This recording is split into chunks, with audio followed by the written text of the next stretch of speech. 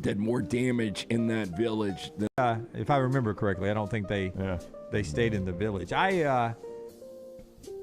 This doesn't. Karl Malone was hunting the Mexican women. This does not. His quote, not mine. Yeah. Doesn't surprise me at all. Yeah, I'm with you. They're out there. God, I had something else I wanted to bring up on this, but I can't. No, but this has become a collector's item, right? Well, I'm just reading through this for the first time. Is that in there? Yeah. I bet you get some of this. No, people are paying a lot of money for these here condoms. it is. Yeah, reports from the Mirror say the Milan Winter Olympics condoms have become a collector's item worldwide. Some sellers asking for more than $100. You're an idiot. Hey, back to trivia. One of the great team names of all time were two things I avoid: rattlesnakes and condoms. A hapless Amazon delivery driver was forced to ditch their van after following GPS instructions to drive straight into water. That's according to the at some point, you got to look out the windshield. Common sense. Okay, GPS is not working. Yeah, this is according to the United Kingdom Coast Guard. The driver drove straight into rising water Sunday as they tried to navigate a 6-mile walking path. 6 miles, by the way, on the walking path. Yeah, I'm gonna say that he is making this up. I kind of agree with you. Yeah. At least 100 people, by the way, have previously drowned in this area, though none in modern times, it says. The driver was trying to get to Foulness Island, a Ministry of Defense-owned island used for weapons testing, before the truck got stuck.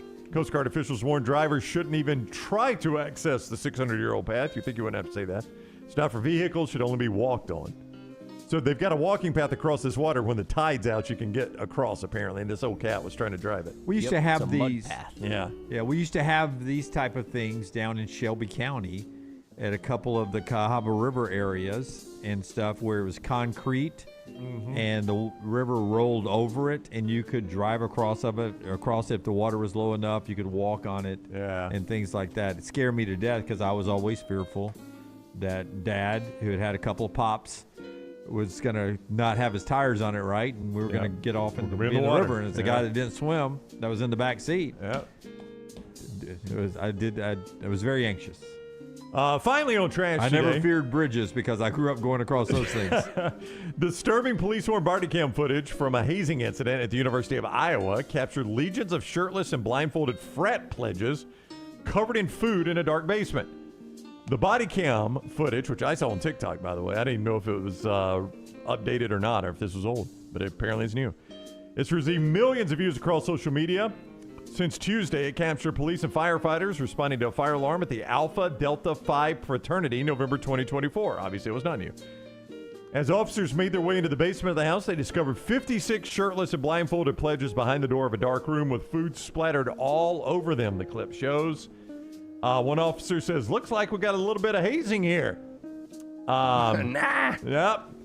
And nobody would answer. I've seen this part of the video. None of the pledges would answer. And the cops are getting very, very frustrated with them. They're like, listen, I know y'all been told not to talk. We are police officers. We're telling you to talk. Somebody going to have to talk here. We got to figure out what's going on.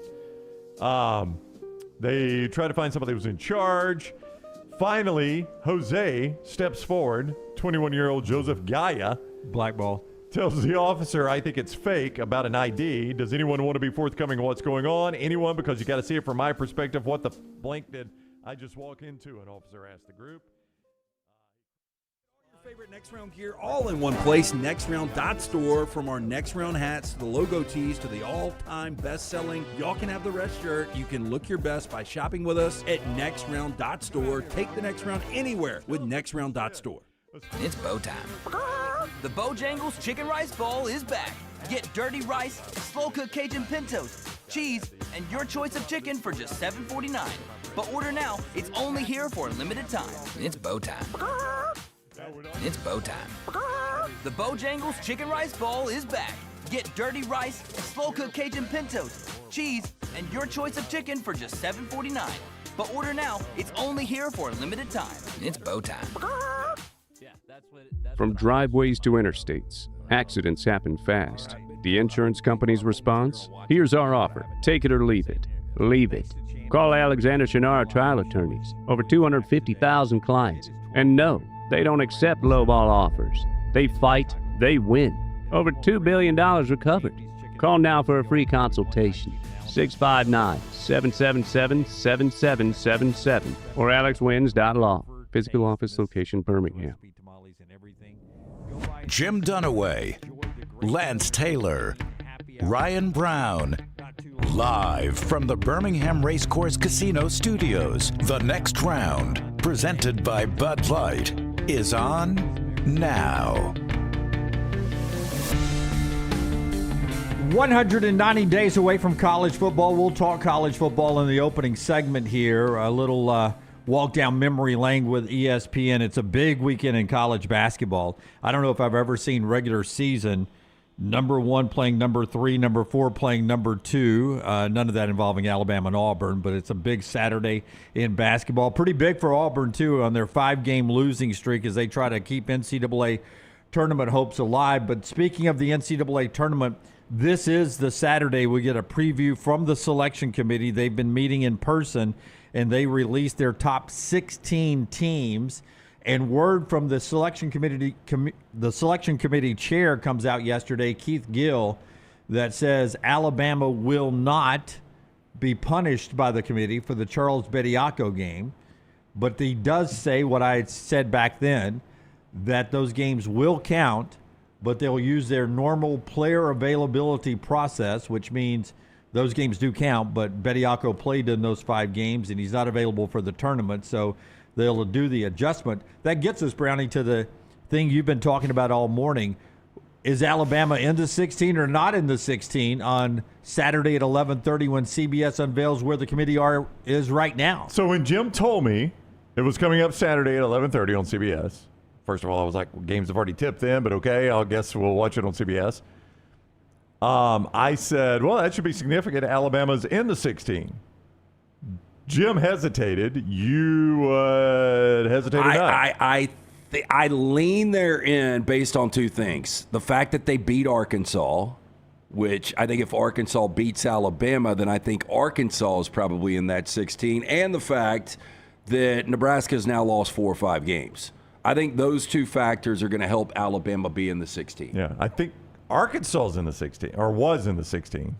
I may still be. I think they were. I don't think they will be. I've seen them. I don't think they will be. But I think they have were. They have dropped to the 5 line. Yeah, in most people's projections. I think before Wednesday night. I think a win Wednesday night, Arkansas would have been in the top 16. Yeah, I agree, and I think Alabama would have been out. Yeah, Alabama would have been out. I think this is one of those things where you're just saying, I think they're in the 16, Brownie, without doing the count of who 16 teams are. Can I give you the projection? I'm saying it because I've seen them in some of the 16s of the people that do projections. Here's the projection. Okay. On the 1 line. Yes. Michigan, Duke, Arizona, Houston. No problem there. The 2 line. Illinois, Iowa State, UConn, Purdue. I mean, those are 8 good basketball teams. Yep. The 3 line. Florida.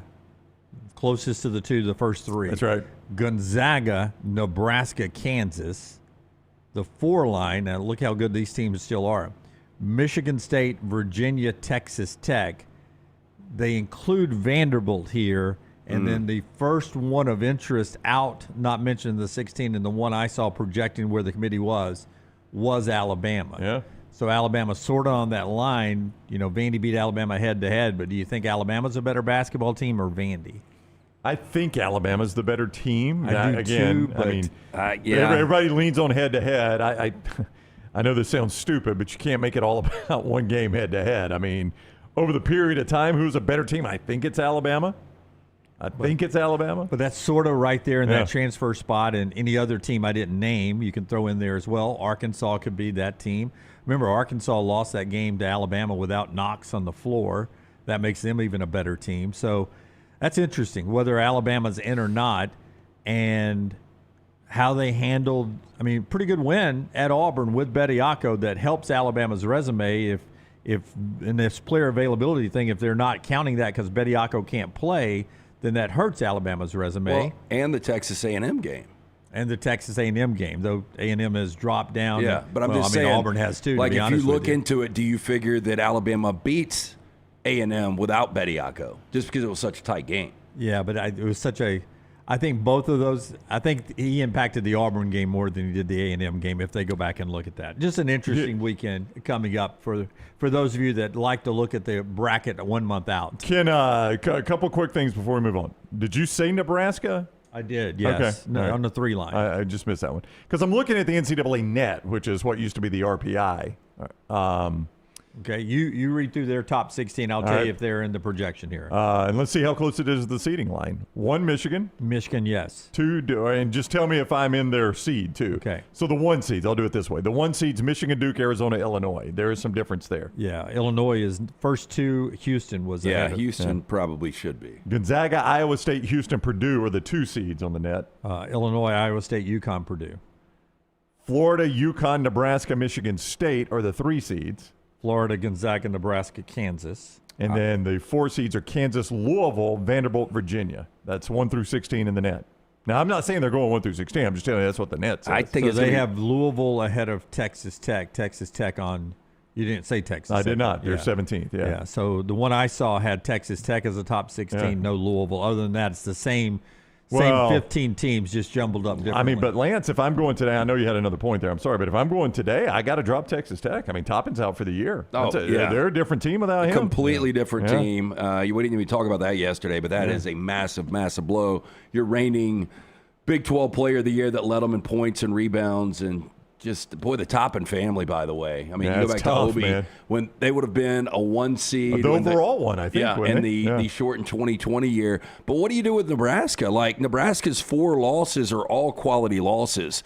Michigan, Illinois, Purdue, and at Iowa, but they've still lost 4 of 6. I find it hard to believe they're going to be a 3 right now. So you would punish – I mean, I would drop them at least to a 4. yeah, well, I mean, they're close. They're Yeah. 3, 4, Well, into the 3, leading to 4. for those that wonder, Arkansas is 18 in the net, Tennessee 19, Alabama 20. So Vanderbilt 15, Arkansas 18, Tennessee 19, Alabama 20. That's Wow, where it's those hard to things are believe Vandy is projected to be right now the second best SEC seeded team. Vandy's 7-4 though, Jim, and quad 1 wins. That's a pretty good record. To put that in perspective, Alabama is 6-6, Tennessee is 4-7, Arkansas is 6-7. Vandy's got a 7-4 quad 1.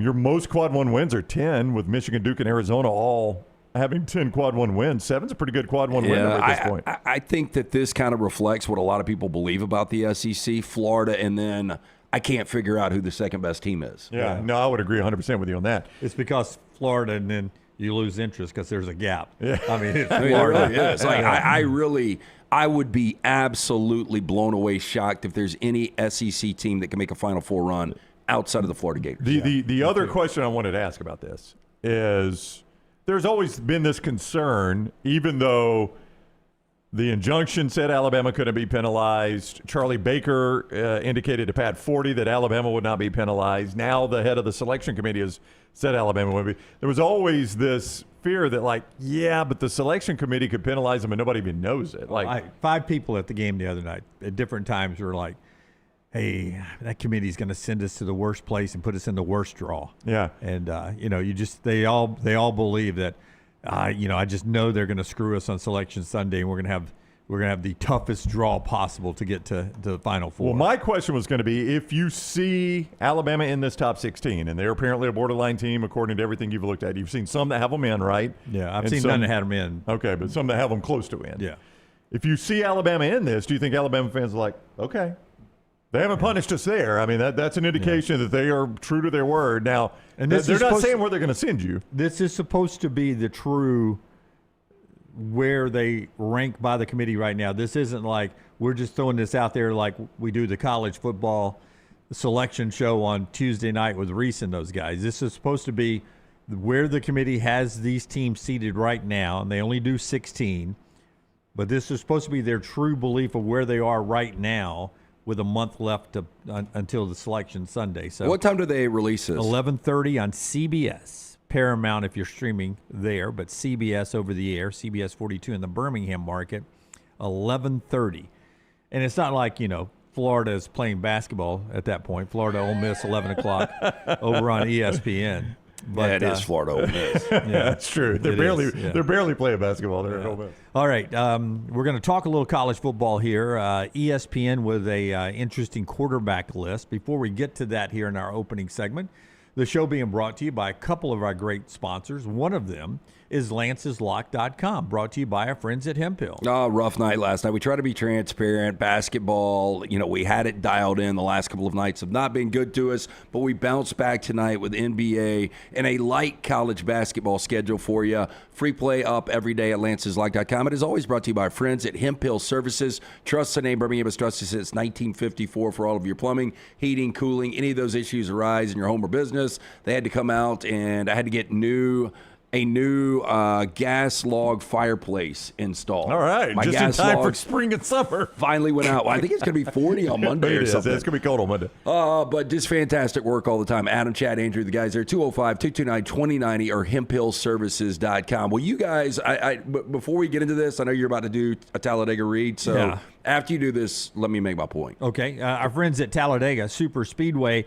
the Jack Links 500 coming up on April the 27th. That's Sunday, April 27th. The racing fun starts on the 25th with all the fun festivities, and then doubleheader racing on Saturday with the ARCA race and the O'Reilly Auto Parts Series race and the AG Pro 300, but then the big race on Sunday, the Jack Links 500. You can be there for all the fun. For Friday, Saturday, and Sunday passes, TalladagaSuperspeedway.com. Get all the information and buy your tickets right there.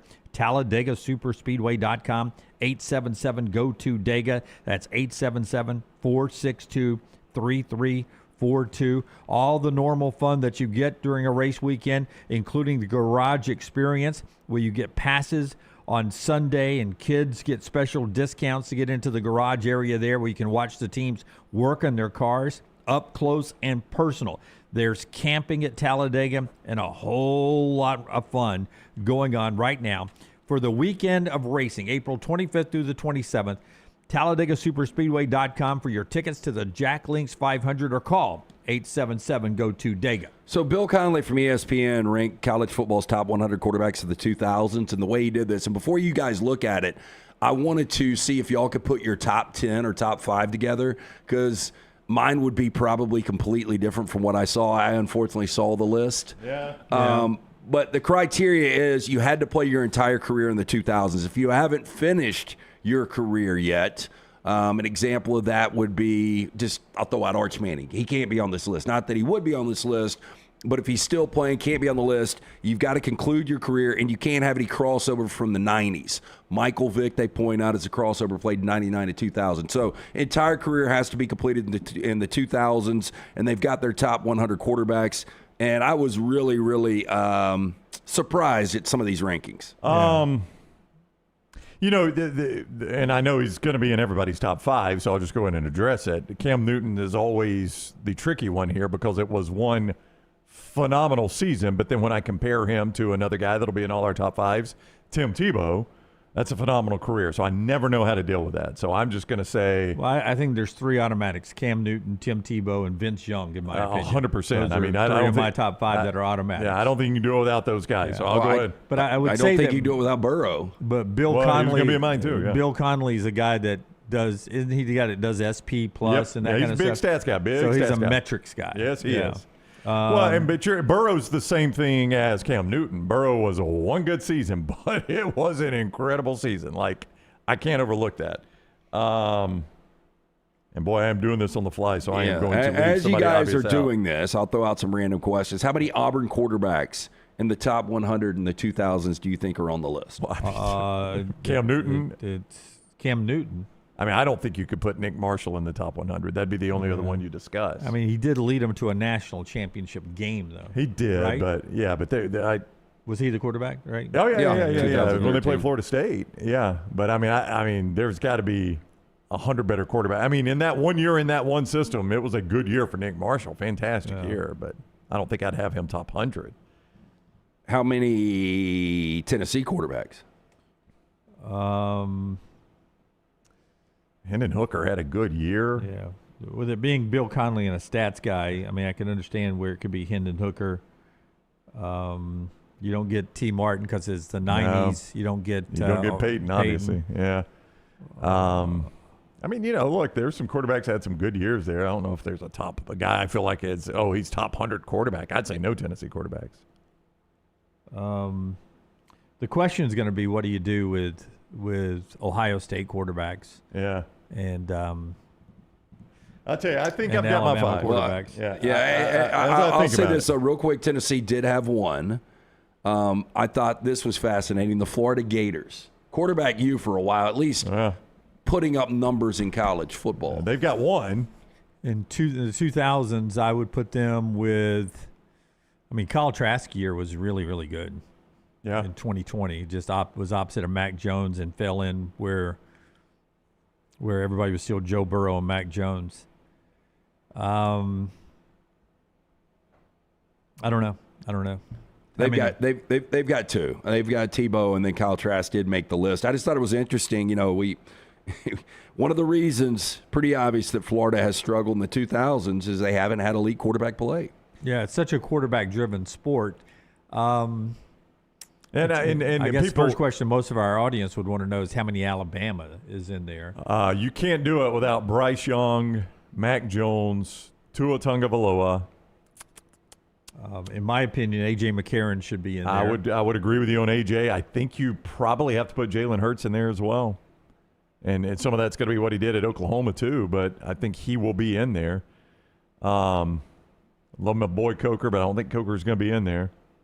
I think that's probably it, Jim. I think you would probably go A.J. McCarron, Jalen Hurts, Bryce Young, Tua Tagovailoa, Mac Jones. You guys are correct. Yeah. All 5 did make the list. You got to. I don't think you can do 100 without those. My top 5, and I just did this on the fly, so I could get orders wrong here, but Tim Tebow, Cam Newton, Vince Young, Joe Burrow, Baker Mayfield. That'd be my top 5. It's funny you put Baker Mayfield in there. Boy, he tore it up in Oklahoma. The Oklahoma quarterbacks are – they all won Heismans. Yeah, I would not. Murray would be in there. I would Bradford. not have Baker in my top 5. Oh, my gosh, he tore it up. I wouldn't either. Yeah. But this is it's going to be a stat-driven list. I'm looking at Bill Connolly here. After I've even seen it, I wouldn't have Baker in my top 5. So that gives you a little bit of a hint. 10 FBS quarterbacks threw for more than 3,000 yards. In 2025, 37 did so. Yeah, it's a bit of a different game is what you're telling me. The stats have changed a little bit. I'm trying to see if he says anything. A couple of key rules apply. First, you've only evaluated by being in the 2000s. You said that, Michael Vick. Second, I only add players to this list when their careers are complete, so can't keep going with Arch Manning. You said both of those. That's the only criteria he gives. So this is very open-ended. It's very subjective. Yeah. And look, you could talk me out of Baker Mayfield. You could talk me into Johnny Football. You could talk me into some other guys. But, I was just trying to do this on the fly. Baker Mayfield tore it up at Oklahoma. No, he did, but nothing to show for it. He doesn't, but neither does – Johnny Manziel's got a Heisman, but he doesn't have a national championship. Well, as I shuttle through the list, Shedeur Sanders is 87th.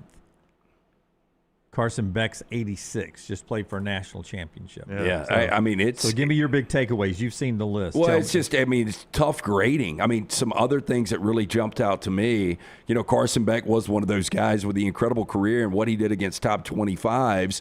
But David Green, there was a moment he had the most career wins. Oh, yeah. Now, again, he didn't win anything at the end of the day. I think he won 1 or maybe 2 SEC championships, but he's 78th on the list. A.J. McCarron, arguably the most decorated quarterback in Alabama history, 76th on the list. Yeah. But from a stat perspective, I understand that. But as a field general and a leader, to me, A.J. McCarron is still the best quarterback in Alabama history. Well, even if they – it seems crazy, but the game has changed so much since A.J. McCarron played. The points that the numbers you gave there. Yeah. I just for those watching that have not read it, just so we can keep you informed as you listen and watch the show, Baker Mayfield is number 1. Whoa, he's number 1. Y'all didn't like me having him in my top 5. He's got number 1. That's why this list is kind of way off. Yeah, I would never have him number 1. I was debating putting him in my top 5. He's not number 1. One of the reasons I didn't think Patrick Mahomes at number 10 to Kansas City, I thought it was kind of weird. 66th on this list. Okay, let me give the top 5 for the people that have not looked at the list. You can get it at ESPN.com. Cam Newton is number 2. Vince Young is 3. Tim Tebow is 4. Joe Burrow is 5. So, Brown, you had all the 5. I had 4 of the 5. I couldn't come up with the 5th one. So the 5 is good. Now you've got some outliers. No, Tebow should be number 1. I don't know how you can argue against that. Multiple national championships, won a Heisman. But in a stat-driven thing, his passing numbers don't compare, right? But his rushing numbers are crazy. If you're just doing total touchdowns, man, holy hell, he had 145 total touchdowns.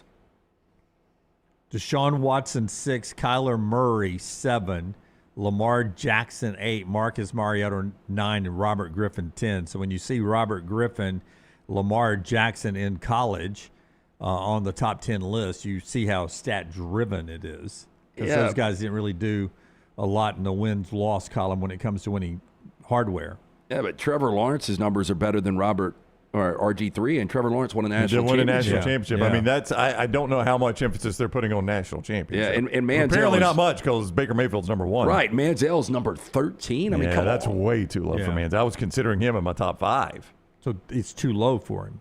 Too low for Manziel? Yeah, Manziel was spectacular. And you guys know I love Mendoza. Fernando Mendoza's 14th on the list. He's too high. That feels a little high. Colt McCoy is 12. So you think Johnny Manziel 13, Fernando Mendoza 14. You think Manziel's about where he should be, or is that too high? No, that's really. Yeah, I mean, Johnny Manziel was a transcendent football player for me. I would 100% put Trevor Lawrence ahead of him. I would 100% put Marcus Mariota ahead of him.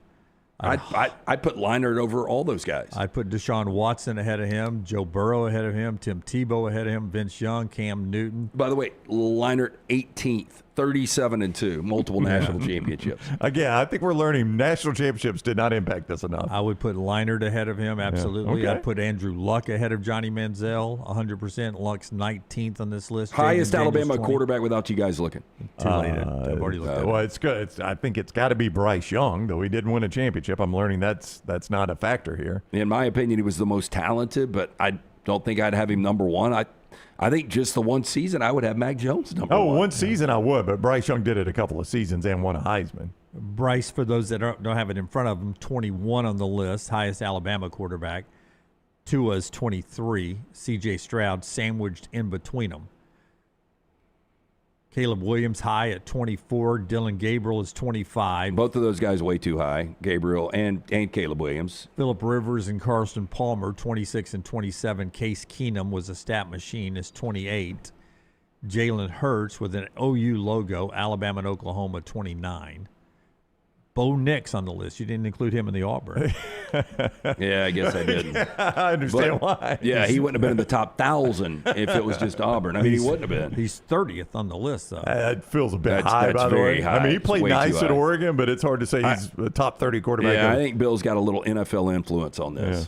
Russell Wilson, Pat White, Ben Roethlisberger, Justin Fields, Michael Penix Jr. in 35. Diego Pavia, 36. Yeah, I mean, Pavia really, really good. There is no chance Pavia is above some of these guys on this list. Yeah. Shouldn't be in the top 100. Rex Grossman's 37. Kaepernick, 38. Jason White, 39. Troy Smith, 40. Graham Harrell, system, 41. Chase Daniel, great analyst, breaks down tremendous quarterback stuff. He really does do good stuff on social media. But, if you're not but he following was Chase. 42. an absolute stud at Missouri. He was. Ken Dorsey, Stetson Bennett, 44. Mac Jones, 45. By the way, Stetson Bennett at 44 is a joke. Too Stetson high? Bennett, no, too low. Too low. Oh, Stetson Bennett, by the end of his career, was an elite college quarterback. Yeah. Won back-to-back national championships. Well, again, this stat, we're not looking at national championships here, obviously. I mean, that does make it easier. But Stetson Bennett, that's about where he belongs. Landry Jones, 46. Alex Smith, 47. Colin Klein. Colt Brennan of Hawaii. Aaron Murray, 50. That guy's still the all-time leading passer in the SEC, isn't he? Yeah. Byron Leftwich, yardage-wise. 51. Eric Crouch, get some runners in there, 52. Brady Quinn, 53. Eli Manning is 54. Cam Ward's 55. Kyle Trask, 56. Jordan Lynch. Denard Robinson. I mean, is there a big win in Denard Robinson's career? Shoelace is in the top 100? Yeah, 58. That's wrong. Oh, he's in the top 60. He's not just in the top 100. Dan Lefevre, Central Michigan. David Carr, Fresno State, 60. 40 more still to go. Brad Banks and Jackson Dart, 62. Running Keenan Reynolds of Navy, 63. Mahomes, 66. Wow, that is way low for Mahomes. Aaron Rodgers, 68. Yeah, Mahomes, though, wasn't I know. I was about to say, you talked about NFL influence. It's clearly an Here influence you of go. Mahomes. Under Mahomes, you know what his record was? Who, Cliff Kingsbury? Or Mahomes' record? 12-13. Yeah. I mean, he was a 7-5 guy. That's who Kingsbury was at Texas Tech. Max Duggan, who single-handedly, in my opinion, led TCU to the national championship Yes, game. I would agree. 71 on the list. Now, I do think if we did singular seasons, you can make an argument Duggan's a top 20 guy in singular seasons. Yeah, that one season. He was poor man's Tim Tebow with that team. He was. He did everything he had to win a game every week. Well, and they pulled him out of their ass. Yep. Until they didn't, but they still played for a championship. A.J. McCarron is 76. I mean, again, it's just such a different game. I do feel like that's a bit low for A.J.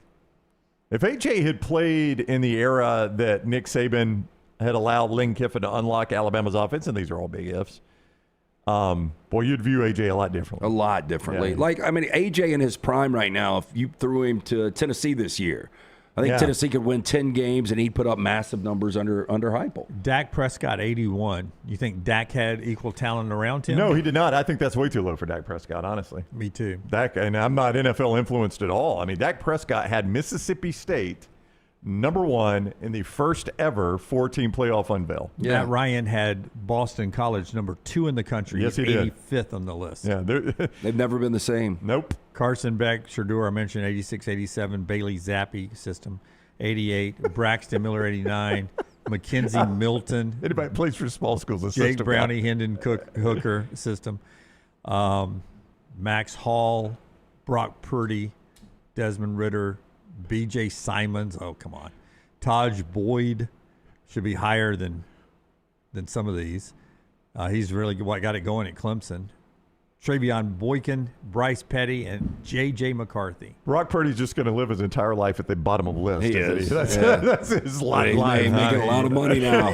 You look at this list and you wonder who if you're not on this list, you feel pretty bad. Yeah, you kind of do with some of the names you mentioned. Yeah, I wish he would have had some guys that barely missed the list. Because, can you guys think, on the fly? No, not offhand. Guys that should have been there that weren't. No. I mean, I guarantee if you gave me time, I could be like, no, wait a minute. I watched so-and-so play. How's he not on there, But, I mean, offhand, no, there's nobody that just jumps out. Yeah. All right. Before we break for our first time out of the day, I'll tell you about a couple of our great sponsors. One of them is our friends at Crane U, LT. Great folks over there at Crane U. Yeah, they are great folks. And make sure when you call, whether it's Nicole or Francis that answers the phone, that you tell them the next round sent you. And that way they are going to make sure that you get 10% off all the great services. Our friends at Crane U, you can go to craneu.com for more information. But very important that you mention the next round. You can stop in, see the fine folks out there located in Leeds. Get the crane training you need today. If you're looking for that new career or need further training to advance your current one, our friends at Crane U offer the comprehensive, state-of-the-art, fully stocked training facilities for mobile cranes, overhead lifts, or forklift training. If you want to use your own equipment, the team at Crane U will come to you. On-site, on-location training offered nationwide. Make the job easier, job site safer. Crane U also offers certification and safety inspections to ensure the safest environment possible. Classes are available monthly. More information, craneu.com or 855-CRANE-U. And Bojangles reminds you through Sunday you can get those heart-shaped Bowberry biscuits and help a good cause at Bojangles. 10% of the sales go to the Heartist Yard. The Greg Olson Foundation and the Bojangles Foundation helping heart health and heart health research in the areas Bojangles serves like ours. You can always make it bow time at Bojangles and always get those Bowberry biscuits, but the heart-shaped Bowberry biscuits helping a great cause. They're now through Sunday at your local Bojangles where you can make it bow time. We will talk Auburn's huge game with Kentucky in the next segment and what Alabama is looking ahead as we look at a little basketball, a lot of NFL and college football to get to on the show. But last night was a precursor of what we're going to get. Is it week 3 of the college football season when LSU goes to Ole Miss? I believe so, yes. Last night, this is women's basketball, LSU's women on the road at Ole Miss's women. Now, both of these are really good basketball teams, but 7,424 fans were there, and Ole Miss and the students and the people that showed up were anti-Kiffin, some anti-Kiffin chants and stuff. But the LSU fans show up with Lane Kiffin face cutouts. Oh, boy. Holding them up in the stands. You see this here. Oh, boy. This is women's basketball. Women's basketball. So they got the Lane Kiffin cutouts. The headshots there, holding that up in the stands. There's some anti-Lane Kiffin chants going on. Just 7,000 fans showing up. Kiffin had tweeted out in advance that, his hashtag just different down at LSU is what he's using there. That your crowd's going to be just different. Don't worry about it. He was, tweeting back at some folks there. LSU's women, down 9 starting the fourth quarter. They play quarters. They hold Ole Miss 0 of 17 for shooting from the field in the fourth quarter to come back and win the game. Crank that defense up, huh? To where Lane Kiffin retweets that stat of 0 and 17, belt to ass, hashtag BTA. So Kiffin is trolling the Ole Miss fans. Of course he is. Meanwhile, the LSU women posing with pictures of the Lane Kiffin cutout after the game. They're standing around taking pictures on the court with the Lane Kiffin cutout. This women's basketball, how crazy is it going to be when Lane Kiffin actually goes back to that campus with all the shenanigans he does on social media and leading up? Will he do this kind of stuff? Yes, Game 100%. week, you think, going to Oxford? 100%. You said Lane Kiffin trolling Ole Miss fans. Lane Kiffin trolled Ole Miss fans when he was the Ole Miss head coach. Yeah. So, of course, he's going to do it when he's the LSU head coach. I mean, he always talked about hunting season. I don't know if we'll be packed. I know dove season starts this weekend. He would say things like that. If dove season starts that weekend, do you think he'll tweet? I don't know if he'll be packed with LSU rolling into town. Dove season starts. Speaking of hunting season, if this was a gymnastics meet, he probably would have been. Yeah, not his demographic. But you're right. You're right. Week 3, this is an indication of how crazy it's going to be. Lane Kiffin last year on social media, somebody got a hold of his analytics. He had 478 million impressions on 1,170 posts. By the way, the 1,170 posts seem low for him in 2025. Look, I think he probably cares more about these analytics than winning football games. Do we know if he monetizes his Twitter page? Oh, 100% he does. Yeah. Okay. Probably goes to NIL if nothing else. And like as a company, like this stuff's important to us. But Lane Kiffin should not be worried about this kind of stuff. I mean, somebody on 3. No, I get that, but Lane Kiffin loves this. I mean, this is like him winning a big game. 1170 is 3.2 a day. I mean, that's 3 Twitter posts per day, which doesn't sound like a lot until you're like, do you do 3 a day? I mean, we're a company I do. Especially when you're making jokes and trolling. Yeah. Like that's 3 times you're sitting down thinking of a That's tweet. right. That's right. To get 478 million impressions, which would be a good chunk of change. Oh, yeah. Yeah. Well, he did at least 3 on the women's basketball game last night. So he met his quota last night just on women's basketball. But it's going to be a zoo, no doubt, when LSU and Ole Miss play in football coming up. I can only hope that Ole Miss from afar already wins that game. BTA, yes. You want some BTA from Ole Miss? Our friends at Inverness Country Club brought you that first segment of the show. Tell us about Inverness. Great place. They've got memberships that fit everyone. Maybe you work from home. What about working from the club while they watch your kid? Child care is such a big plus. Know a lot of couples that have got memberships up there. Brown, you were out there yesterday? No, 2 days ago. Going back today, man. Okay, well, you so have a nice. little I'll go lunch twice. before? Yeah, perhaps. The food's fantastic there. They've got this Italian wrap. I tell you, it's new on the menu with all the Italian meats grilled. It is fantastic, the Italian wrap. Look, you can take a tour. Go to iccalabama.com. It will show you all the amenities from the state-of-the-art fitness center, that great clubhouse. They've got, again, memberships from the social membership, the golf, the racket club. They've got it all there. Best days happen at the Inverness Country Club. Again, for more information, iccalabama.com. Again, we've done this together for 17 years. And so we've had a lot of people come on our show and help us out throughout the years. Wes Rucker was one of those guys when we talked Tennessee sports over the years, especially in our radio days. He died yesterday in a tragic car accident up in Knoxville at 4:50 Eastern time, a 5-car crash as traffic backed up. And you know how that happens on the interstate. And then you end up a chain reaction. And then a 5th car, according to the police report, pickup truck comes flying in, not paying attention, into the crash. And Wes Rucker, age 43, wife pregnant with their second child right now. Awful. Passes away yesterday. Does work at WBIR, longtime radio guy up there. Works at WBIR, the NBC affiliate now, covers Tennessee athletics, one of the good SEC media people that we've talked to over the years. Listen, there are tragedies in everybody's life and battles in everybody's life that we can't talk about on the air, but we always wish you the best and send our thoughts and prayers to everyone who's dealing with anything.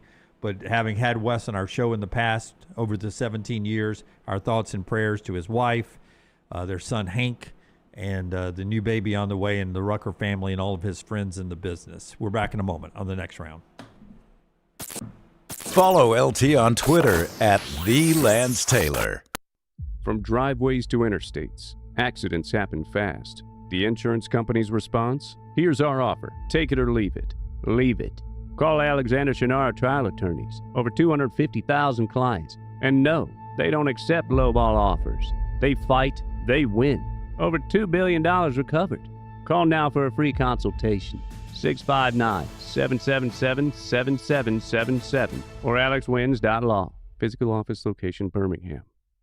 To everyone who craves a fresh meal made just for you, let our team member Jacob share what's special about Culver's. In Wisconsin, our food comes from the heart, and taking the time to handcraft your meal with care is how we've always done it at Culver's. It's why your Butterburger doesn't touch the grill until after you order. Come to Culver's and let us serve you a Butterburger made special just for you. From Wisconsin with love, welcome to Delicious.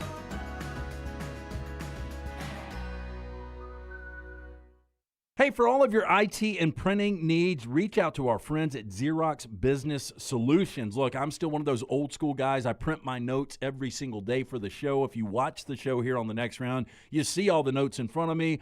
From day one, Xerox Business Solutions, they've been with us here at the next round. Local for over 45 years. For all of your IT and printing needs, visit XeroxBusinessSolutions.com or call 205-969-3000. That's 205-969-3000. At Central State Bank, we are large enough to serve you and small enough to know you. Manage your money with ease, whether it's mobile banking, hassle-free checking, competitive loans, business solutions, or personalized financial advice. We're your hometown bank with big-time service. Visit us today and experience banking made simple, because at Central State Bank, you come first. Member FDIC. Stop by the New York Butcher Shop and pick up the finest in certified Angus prime beef steaks and burgers, premium pork chops, ribs, and all-natural chicken cut to order just for you. Their chef-prepared entrees and side dishes are the perfect dinner-to-go choice for your family and are ready to heat at home. With a great selection of fine wines and desserts, the New York Butcher Shop is your one-stop dinner shop. 2 locations to serve you, Cahaba Heights and on Highway 119 in Greystone. The New York Butcher Shop, rare quality, well-done service. Hey, there's nothing worse than waking up to a plumbing problem. Don't get caught in a flooded house. Call the guys at Hemp Hill Services. Adam, Chad, and the team at Hemp Hill are the only ones I trust to fix it and fix it right the first time. Hemp Hill Services does it right and always at a fair price. For all of your plumbing, cooling, and heating needs, trust the name that Birmingham has trusted since 1954. That is Hemp Hill Services. Call now, 205-229-2090. That's 205-229-2090. Let's go racing. It's time for the Jack Links 500 at Talladega, April the 27th, and you can get your tickets right now at TalladagaSuperspeedway.com or calling 877-GO-TO-DEGA. Don't forget to enhance your ticket with the Garage Experience, everything from watching the Cup teams work on the cars to the Mobil 1 Victory Lane Trophy presentation. The most exciting, unpredictable racing in the world at Talladega. TalladagaSuperspeedway.com, 877-GO-TO-DEGA. It's bow time. The Bojangles Chicken Rice Bowl is back. Get dirty rice, slow-cooked Cajun pintos, cheese, and your choice of chicken for just $7.49. But order now. It's only here for a limited time. It's bow time. It's bow time. The Bojangles Chicken Rice Bowl is back. Get dirty rice, slow-cooked Cajun pintos, cheese, and your choice of chicken for just $7.49. But order now. It's only here for a limited time. It's bow time.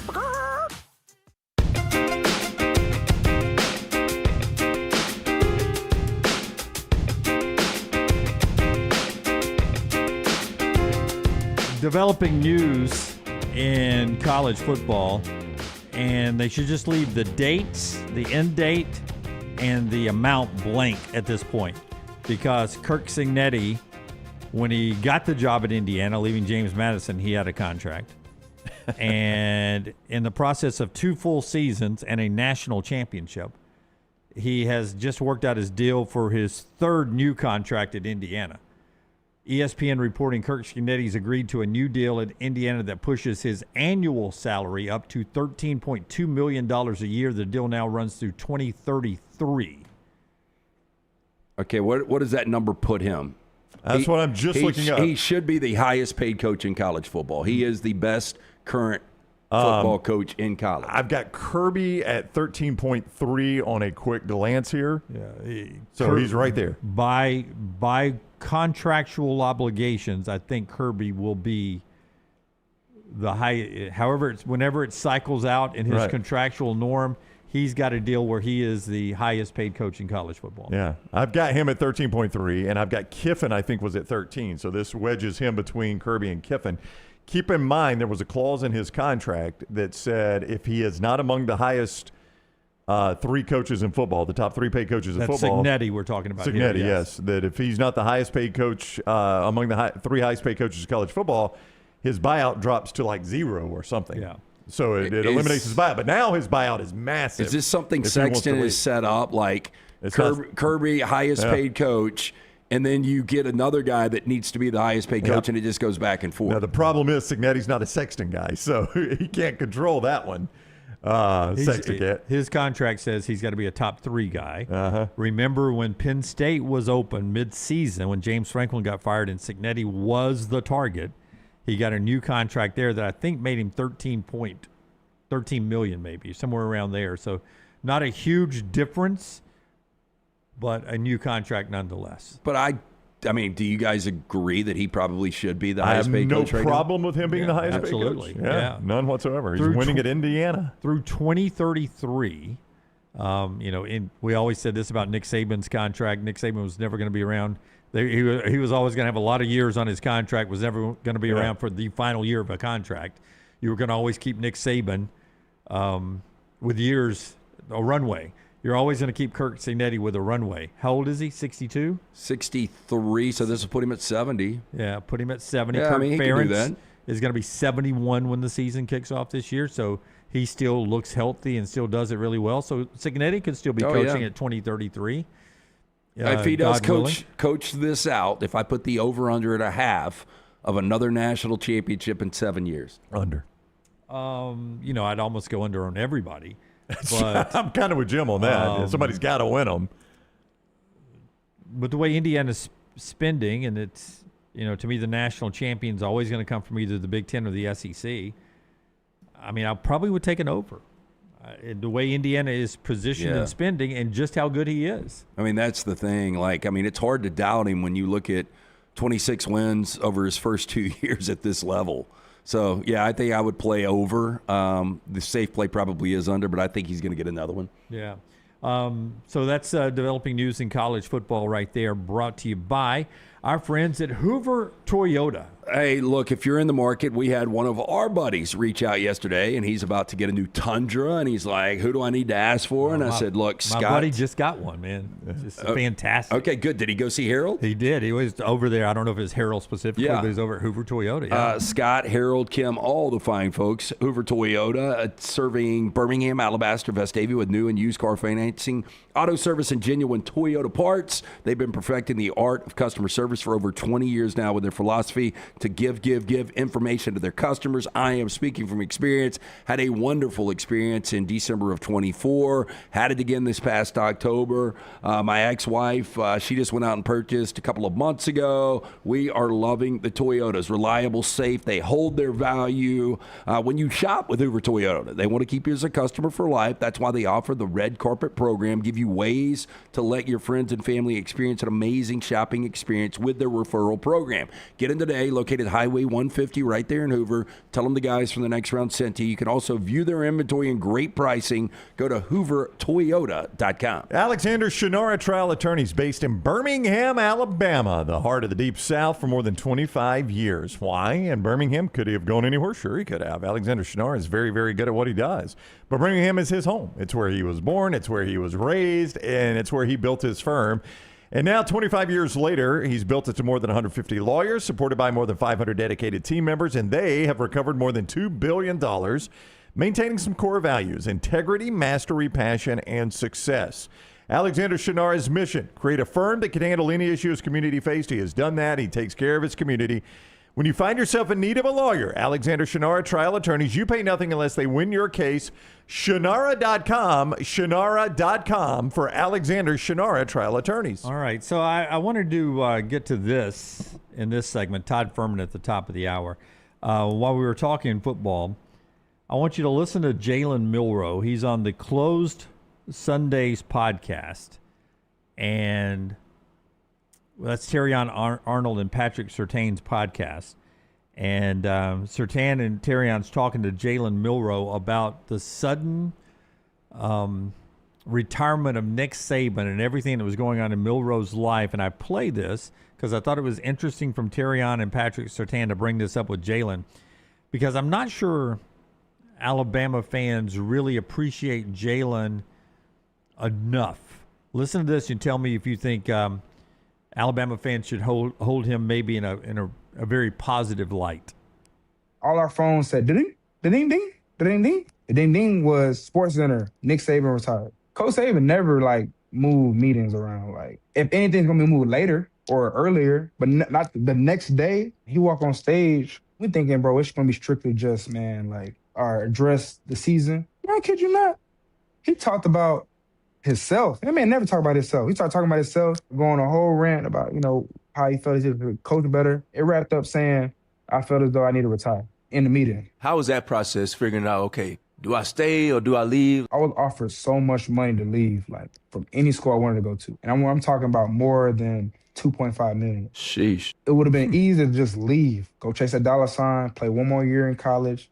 I'm still in the process. Should I declare and leave and go that year? Two things going on in my mind. Also, man, we just lost a Rose Bowl. We were one game away. So I'm still hurt from that because the ball was in my hand the last play of the game. I'm still torn behind that, and I still got to use this poker face and walk in the building. The cutoff date for the declare for the draft, there's a cutoff date to transfer, and then I don't even know who our coach is going to be. Day by day, this person in the portal. I don't even know who's going to be on offense. Everybody going to criticize how we played year one under Coach DeBoer, but a lot's involved with that, and I thought it was the right decision to stay.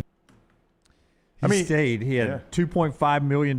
He didn't make that his final year at Alabama, I don't think. Boy, the money has changed, hasn't it? Just in a couple of years. Yeah, he would be a lot. He'd be offered more than that right now. But I don't know what the number was. Yeah. But it wasn't $2.5 million to stay. He stayed. It was a 4-loss season that didn't make the playoffs. But what would it have been without it? We don't know. But he decided to stay. Probably he was in at one point that season.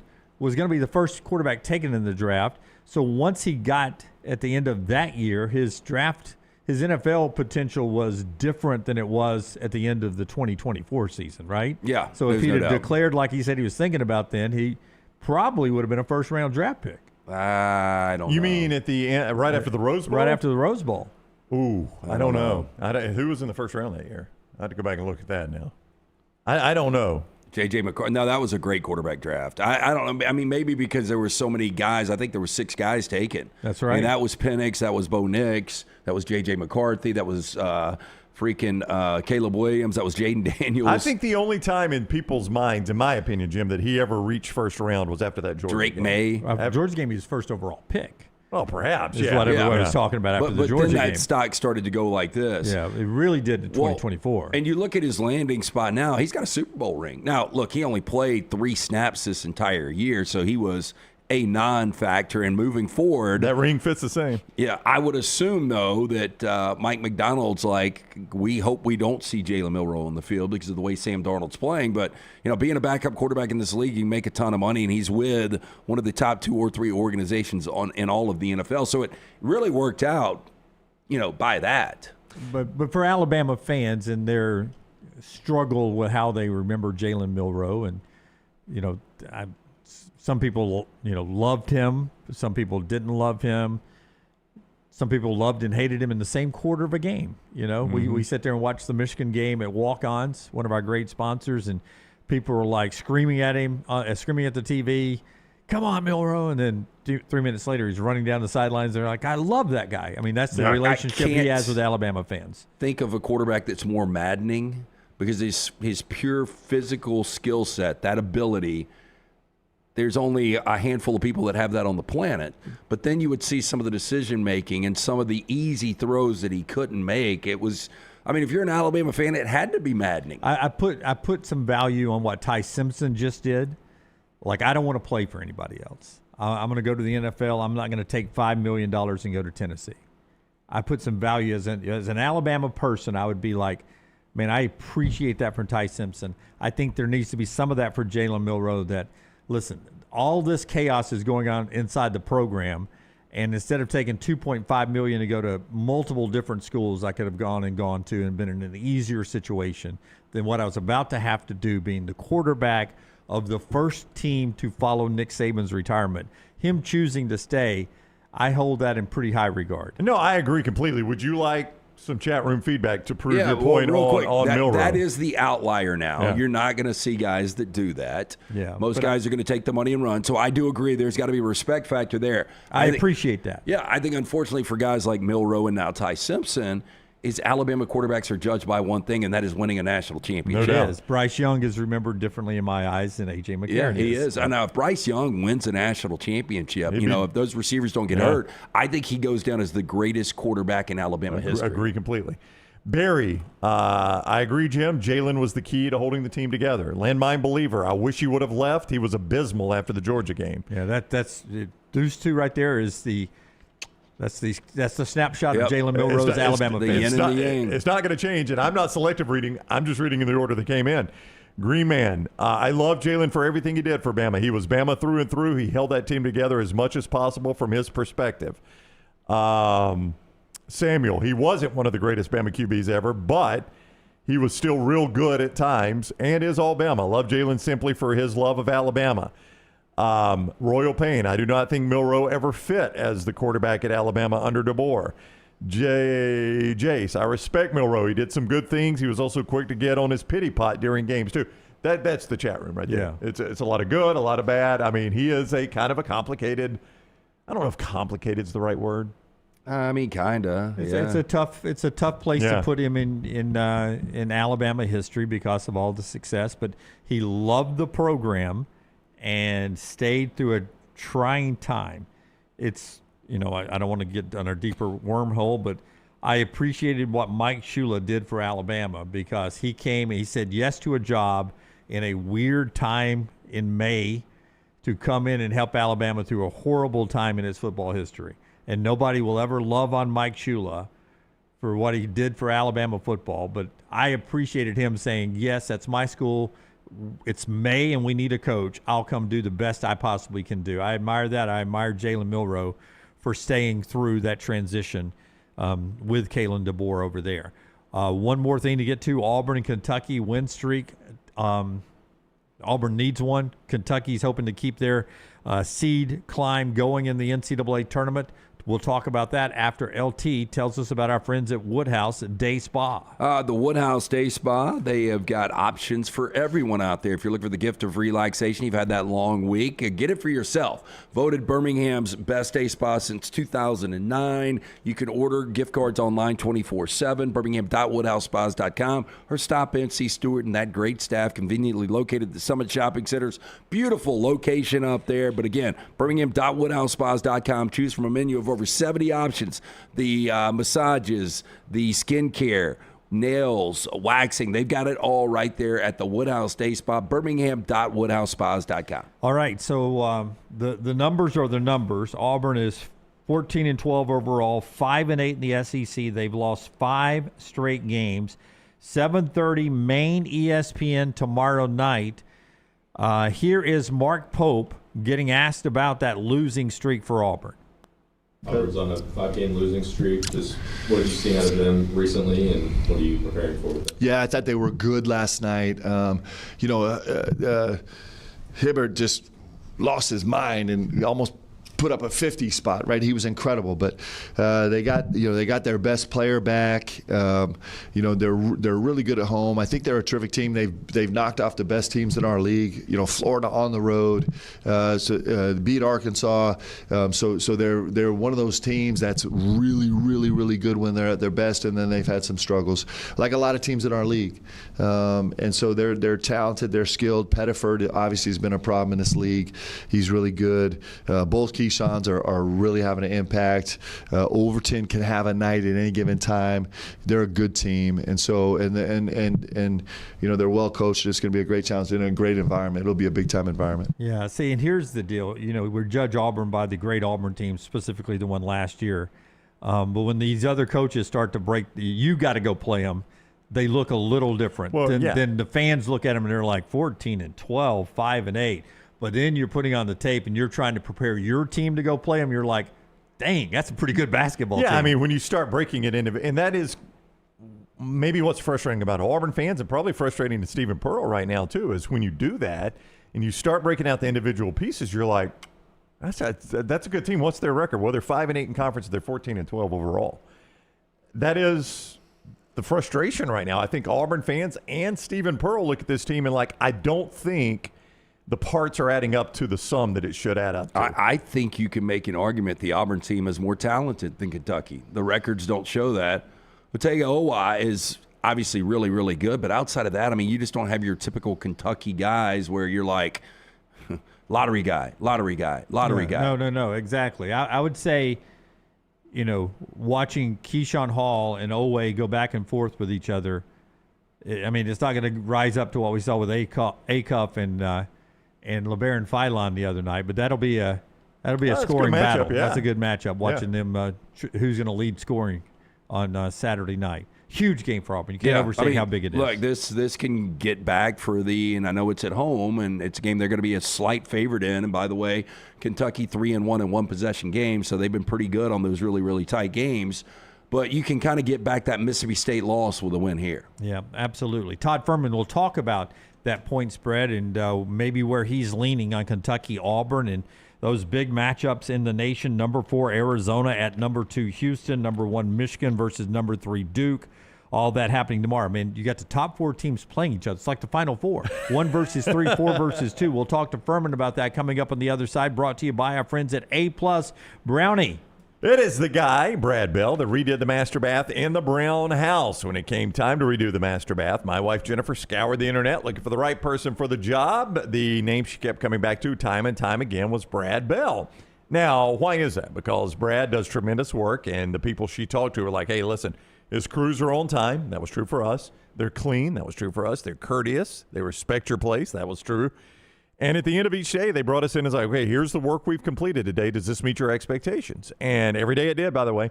That's the experience we had, and it's why I'm happy to tell you about Brad Bell. Here's what he specializes in. Master bath, kitchen, and master bedroom closets. Not saying it is all he does, but it's a specialty for a reason.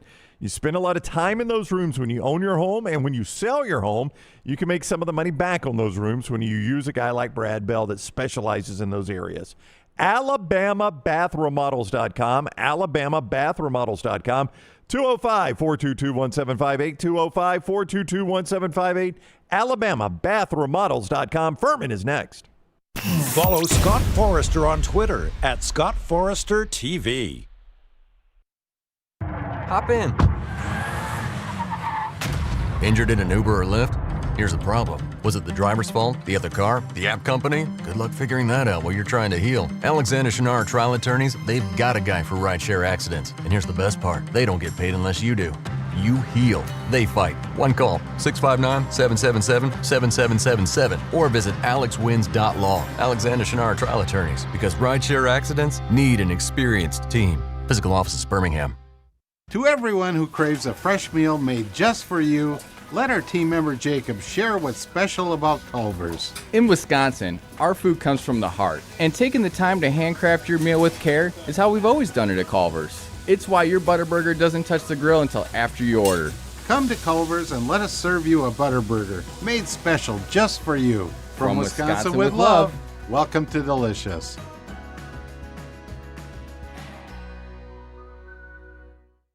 At Central State Bank, we are large enough to serve you and small enough to know you. Manage your money with ease, whether it's mobile banking, hassle-free checking, competitive loans, business solutions, or personalized financial advice. We're your hometown bank with big-time service. Visit us today and experience banking made simple, because at Central State Bank, you come first. Member FDIC. Hey, for all of your IT and printing needs, reach out to our friends at Xerox Business Solutions. Look, I'm still one of those old school guys. I print my notes every single day for the show. If you watch the show here on the Next Round, you see all the notes in front of me. From day one, Xerox Business Solutions, they've been with us here at the Next Round. Local for over 45 years. For all of your IT and printing needs, visit XeroxBusinessSolutions.com or call 205-969-3000. That's 205-969-3000. Hey, Lance Taylor from the Next Round to tell you about one of our favorite places for breakfast, lunch, and dinner. That is Hamburger Heaven since 1982. Hamburger Heaven has been serving Birmingham's best hamburgers, cheeseburgers, French fries, hand-spun milkshakes, and sandwiches made fresh to order. All of their ingredients are fresh and prepared daily. This includes their beef, always fresh, never frozen, hand-pattied each and every day. For breakfast, lunch, or dinner, visit any of the 4 locations, Highway 280, Irondale, Gardendale, and Homewood. Remember the name Way to Wellness if you're battling weight loss in your life. I'm Jim Dunaway from the Next Round. There was a time I was over 216 pounds until Way to Wellness helped me lose 45 pounds, and now for over 2 years, they've helped me keep that weight off. Here's their website, aplanforme.com, aplanforme.com. That's a great name for a website because there's no cookie-cutter plan. Everything is designed specifically for you. No contract, no sign-up fees, and your first consultation is free at Way to Wellness. Let's go racing! It's time for the Jack Links 500 at Talladega, April the 27th, and you can get your tickets right now at TalladagaSuperspeedway.com or calling 877-GO-TO-DEGA. Don't forget to enhance your ticket with the Garage Experience, everything from watching the Cup teams work on the cars to the Mobil 1 Victory Lane Trophy presentation. The most exciting, unpredictable racing in the world at Talladega, TalladagaSuperspeedway.com, 877-GO-TO-DEGA. It's bow time. The Bojangles Chicken Rice Bowl is back. Get dirty rice, slow-cooked Cajun pintos, cheese, and your choice of chicken for just $7.49. But order now. It's only here for a limited time. It's bow time. It's bow time. The Bojangles Chicken Rice Bowl is back. Get dirty rice, slow-cooked Cajun pintos, cheese, and your choice of chicken for just $7.49. But order now. It's only here for a limited time. It's bow time. Jim Dunaway, Lance Taylor, Ryan Brown. Live from the Birmingham Racecourse Casino Studios, the Next Round, presented by Bud Light, is on now.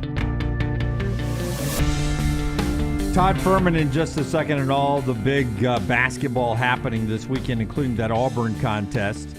Happy birthday, Charles Barkley, today. Charles Barkley's birthday. We appreciate everything Charles does for us here on the show. 4 downs coming up. And happy birthday to Tyler Johns. The guy's on the phone calling Fuhrman right now. It is Tyler's birthday, and Bo brought him some biscuits a little bit earlier on today. So happy birthday, Tyler, man. Thank you for doing everything you do for us, man. We appreciate you so much. Oh, I'm glad to be here. Dunaway wants to take you to a movie later today. That's right. Y'all go watch a movie together. That would be a great first date for you and me because we wouldn't have to talk at that point. It would work out good, sort of the way it works on the show. Before we get to Todd Fuhrman, our friends at Storm Restoration Roofing brings you our conversation with Fuhrman today. He's out in Vegas. You want to jump on a roof and find out what's going on up there on your own roof? No, you don't. You want Greg from Pell City to do it. He'll do it absolutely free. A no-cost roof inspection, 205-542-3531. When's the last time you had your roof inspected? Maybe never. Let Greg get up there. He and his wife, Andrea, own the company, locally owned for over 20 years, A-plus rated with the Better Business Bureau, financing available. He's got a soft wash program that can take out the sun stains on your roof to make it look newer, better, and perfect if you're selling your home this spring and summer as the market spins around into a positive direction. plus those family-friendly financing. But it starts with a free, no-cost roof inspection, storm damage repairs, roof replacement. He does it all. He even has a builder's license. 205-542-3531. StormRestorationRoofing.com. Todd Fuhrman, CBS Sports, out in Vegas. Former oddsmaker Caesar's Palace had Todd Fuhrman on social media. Joins us now. What is up, Fuhrman? How are you, my friend? I'm doing well, gentlemen. Hopefully you guys are as well. Oh, we are fantastic. Lance Taylor, my dear friend here to my left, shared with me and Dunaway something that Jim didn't initially believe. I don't guess I initially believed it. He says if the United States beats the Canadians in hockey, what? You said that like it was my grandmother. The United, however you said it, it was very Southern. The United States. The United States. The United States beats Canada. It will be a bigger upset, point spread wise, than the Miracle on Ice. Is this in fact true? Would not exactly be fact. My numbers right now. That's not what he said. He said if the Czechs had beaten It was the Czechs. It was right, a couple of days ago when. Yeah. When it had nothing to do with Canada. No, it was the Czechs beating the U.S. is what he said. No. It was Canada. Yeah, it was Czechs Canada. beat Canada. Boys, I'm a little bit concerned right now. I mean, I know the SEC and college football is right in your wheelhouse, but geopolitics and the global game of hockey seem to be well above your purview, figuring out which countries are playing which before we even get in the actual Brown got me implications. confused. It was 100% the Czechs beating Canada. LT said it would be a bigger upset than the Americans over the Russians in 1980. It was on Wednesday, Fuhrman, when Canada was minus 3.5 on the goal line, and I think it was minus 3.5 right at even money. So you're telling me in 1980 there was a further gap between the U.S. and the Soviets than there was on Wednesday between the Czechs and Canada? So the price tag, if you're looking at a money line, would have been 9-1 if Czechia had beaten Canada outright in a game that went to overtime, where the Czech Republic blew the 3-2 lead deep into the third period. For a Miracle on Ice, from the people I've spoken to, and of course don't have power numbers that predate me, would have been a little bit steeper than that, given the fact that when you look at the dynamics in play there, the USSR basically played those games with professional hockey players, and the Miracle on Ice, what made them so special is you had a full group of amateurs that was out there. So don't have exact money line implications for what that number would have been had people been able to bet on it back then, but can dig into it and see if I can come up with a comp for you guys when we chat next week. I have screwed up a lot of questions in the history of this show. That one probably has to be the biggest one. Yeah. So I love the way you say that USSR. A lot of people don't remember that. We're playing with professional players. Here, everyone just instantly thought Igor Bediako. All right. Sorry to start it that way. Let's talk basketball. Go, Lance. Yeah. Or Jim. I'll go first. Anybody other than me? Hey, Auburn and Kentucky. Let's bail Brownie out here. Auburn and Kentucky tomorrow at Neville. Kentucky on the road down on the Plains. Auburn's lost 5 straight. They need a win. What do you have for us that paves the way for Auburn to get back in winning ways? It is no doubt a desperate game for Auburn to try and figure things out and get this season back on track. I make Auburn a 2-point favorite against Kentucky in this spot. As you mentioned, Auburn riding a 5-game losing streak, but Kentucky not exactly coming in playing their best basketball of the campaign either. Back-to-back losses, of course, coming up 8 points short at home against Georgia earlier this week, and then losing by 9 last Saturday against Florida. So 2 teams with a lot of desperation in the mix should make for an electric atmosphere, and it's a question of which team can get it together. You look at Auburn's resume, and I think there are bigger holes as far as their potential inclusion of the field of 68. Although Kentucky continues to play this poorly, they're going to find themselves squarely on the bubble if they're not able to right the ship either. Fuhrman, I agree. I think Auburn is a 2-point favorite. I said the only time they're going to be an underdog moving forward will be the final game of the season in Coleman against Alabama. But I try to go ahead on the marquee games and put the number that I would establish before it comes out. And tomorrow, one of the 2 big ones, Arizona at Houston, I put Houston a 2.5-point favorite, but I'm seeing them 5.5. That's a big number. I know Arizona's not playing the way they were playing before. No Koa Pete. Did you factor that in? I did not know Pete wasn't playing. Oh, yeah, he's out for. That's a big factor. Yeah, it's the last game, out for a couple of weeks. Okay. Well, there you go. Yep, that is exactly why I was going to say LT. You see the number there. Koa Pete clearly been one of the key cogs for an Arizona team. I mean, the 6'8" freshman can fill it up at the offensive end, provides a little bit of resistance defensively. And for Arizona, they were able to get in the win column against BYU, did underwhelm at the betting window, closing as a double-digit favorite before winning that game 75-68. But at the same time, trying to figure out exactly what you're going to get from Arizona as they're putting pieces together remains a big concern. They've gone through a real grueling stretch, and even if they were to drop this game, which I expect them to against Houston, in my opinion, they can play themselves back onto the one line, but they're just going to need a deeper run and potentially to win the Big 12 compared to what we would have been saying if we had this discussion around 2 weeks ago. If it helps at all, it's my favorite player on the board tomorrow. I love Arizona. Oh, then LT, then you should be able to lay 5.5, 6.5, 7.5, and maybe factor in a couple of alt spreads to get the Houston Cougars fresh off of their loss at Hilton Coliseum to win that game going away. Do the Michigan-Duke game now. I was going to ask in your head, what's your Michigan-Duke? I drilled this one dead on, at least what I've seen. I said Michigan would be a 2.5-point favorite. Now, you know Boozer's out for Duke, right? No. I'm screwing with you on that. That'd be a lot heavier. That'd be a lot heavier. What do you have in Michigan-Duke, Fuhrman? What do you think Hey, of that Brownie, one? you had me scrambling going, wait a second, did I miss the information that Cam Boozer is going to be out? So Now, wait a second. Well Does he done. play for the Czechs? Yeah. You know what? There's a distinct possibility. We could go check or checkmate, and I could rattle off players, and I'm not sure you guys might know the difference in terms of who is actually on the roster. But I agree with you, LT, in terms of the number. This game, of course, being played on a neutral in Washington, D.C., I don't think there'll be a home court advantage for either team to really hang their hat on. Prominent alumni for both programs will be out there. My biggest question about Duke in this game is how much have they been battle-tested going through the ACC? I think all of us have questions about the league's overall depth, and playing the likes of Pitt, Clemson, and Syracuse, the trio of opponents in the wake of that loss to North Carolina. Will that have them ready for the size that you're going to see along Michigan's front line? This is a Michigan team that I think rightfully so has kind of reasserted themselves as the number one team in the country.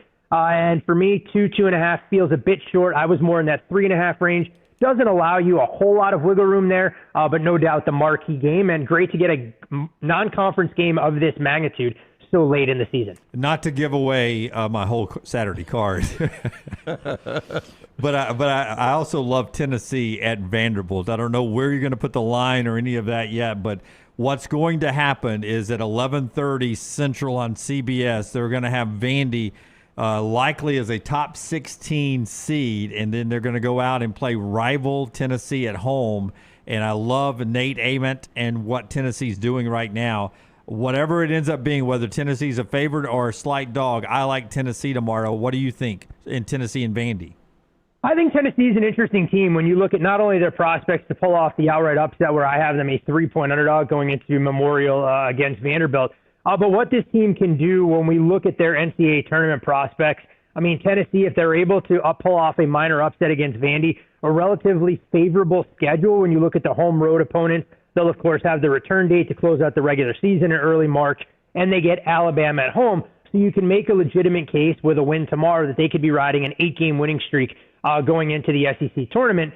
This is a Tennessee team that I do think is playing its best basketball when it needs to now. You look at Vanderbilt, and they've kind of gone through a little bit of ebbs and flows. You never necessarily want to try and fade a team coming in off a heartbreaking loss against an in-state opponent like you're going to see here. But I do think the betting market has kind of caught up to Vanderbilt. And when you look at some of their recent results, I mean, this is a team that wasn't nearly as good as that 16-0 record indicated to start the season. They are figuring out a bit, but I do think Tennessee as a dog, if you're able to grab 3.5 or more, makes a world of sense tomorrow. Todd Fuhrman with us, CBS Sports. He's on the Alexander Shinnara Trial Attorneys Hotline. Alabama's on the road at LSU, an inferior opponent for the Tide, but they are coming off a double overtime Wednesday night game, having to play 54 minutes up and down the court against Arkansas. And I would ask the same about Arkansas. I'm more curious about the Alabama line rather than Arkansas and Missouri, but do you factor that in to how you handicap Alabama here, that they are coming off a long game where the two teams combined for what felt like 400 points? It definitely has to play a role because you wonder what Alabama has left in the tank, how emotional that game was, and what it really means to Alabama. I mean, this is a team, winners of 5 straight, that's looking a little bit more like a team that we think can be a thorn in a lot of the big boy sides as we get towards the big dance. But in that wake of the 117-115 win, the instant classic of sorts, it's tough to try and be able to run it back. This is an LSU side as well that, look, I haven't quite been able to figure out in terms of how the market has priced them. You look at a team that's now lost, 7 of their last 8 games, and in SEC play sits at 2-11.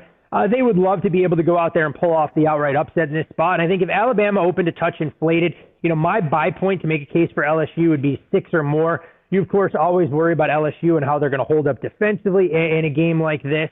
But at the same time, not a spot where I want to be involved in Alabama, given everything that they had to expend in dispatching Arkansas, and arguably what could be called the game of the season in all of college basketball. Fuhrman, I think our viewers and listeners are blown away when we randomly throw something at you and you've always got an answer. I don't know if you're going to have an answer for this, but when I was just looking ahead at the schedule, I also like to look randomly at the most expensive ticket on the Saturday card. You would obviously assume it would be Duke and Michigan and D.C., and that ticket, a get-in, is $333. But the one that jumped out to me was Santa Clara at San Francisco. Tickets start at $524. Do you have any idea what is going on in San Francisco with the Dons tomorrow night? It only holds about 2,000 fans, I think, right? Yeah, that's what I was going to say. One of the economic indicators of supply and demand is the only thing that I could think of, trying to cram everybody into a small building. And this is a Santa Clara team that I think would have been better served, of course, to beat Gonzaga over the weekend to bolster their conference resume and, of course, give them a better consideration for an at-large bid. I mean, 22-6, 13-2 in the WCC. They've been very good. This one of the bigger rivalries when both programs are running well. But San Francisco this time right around 500. I have to be led to believe that may be a little bit of a snafu in terms of ticketing pricing or something else going on.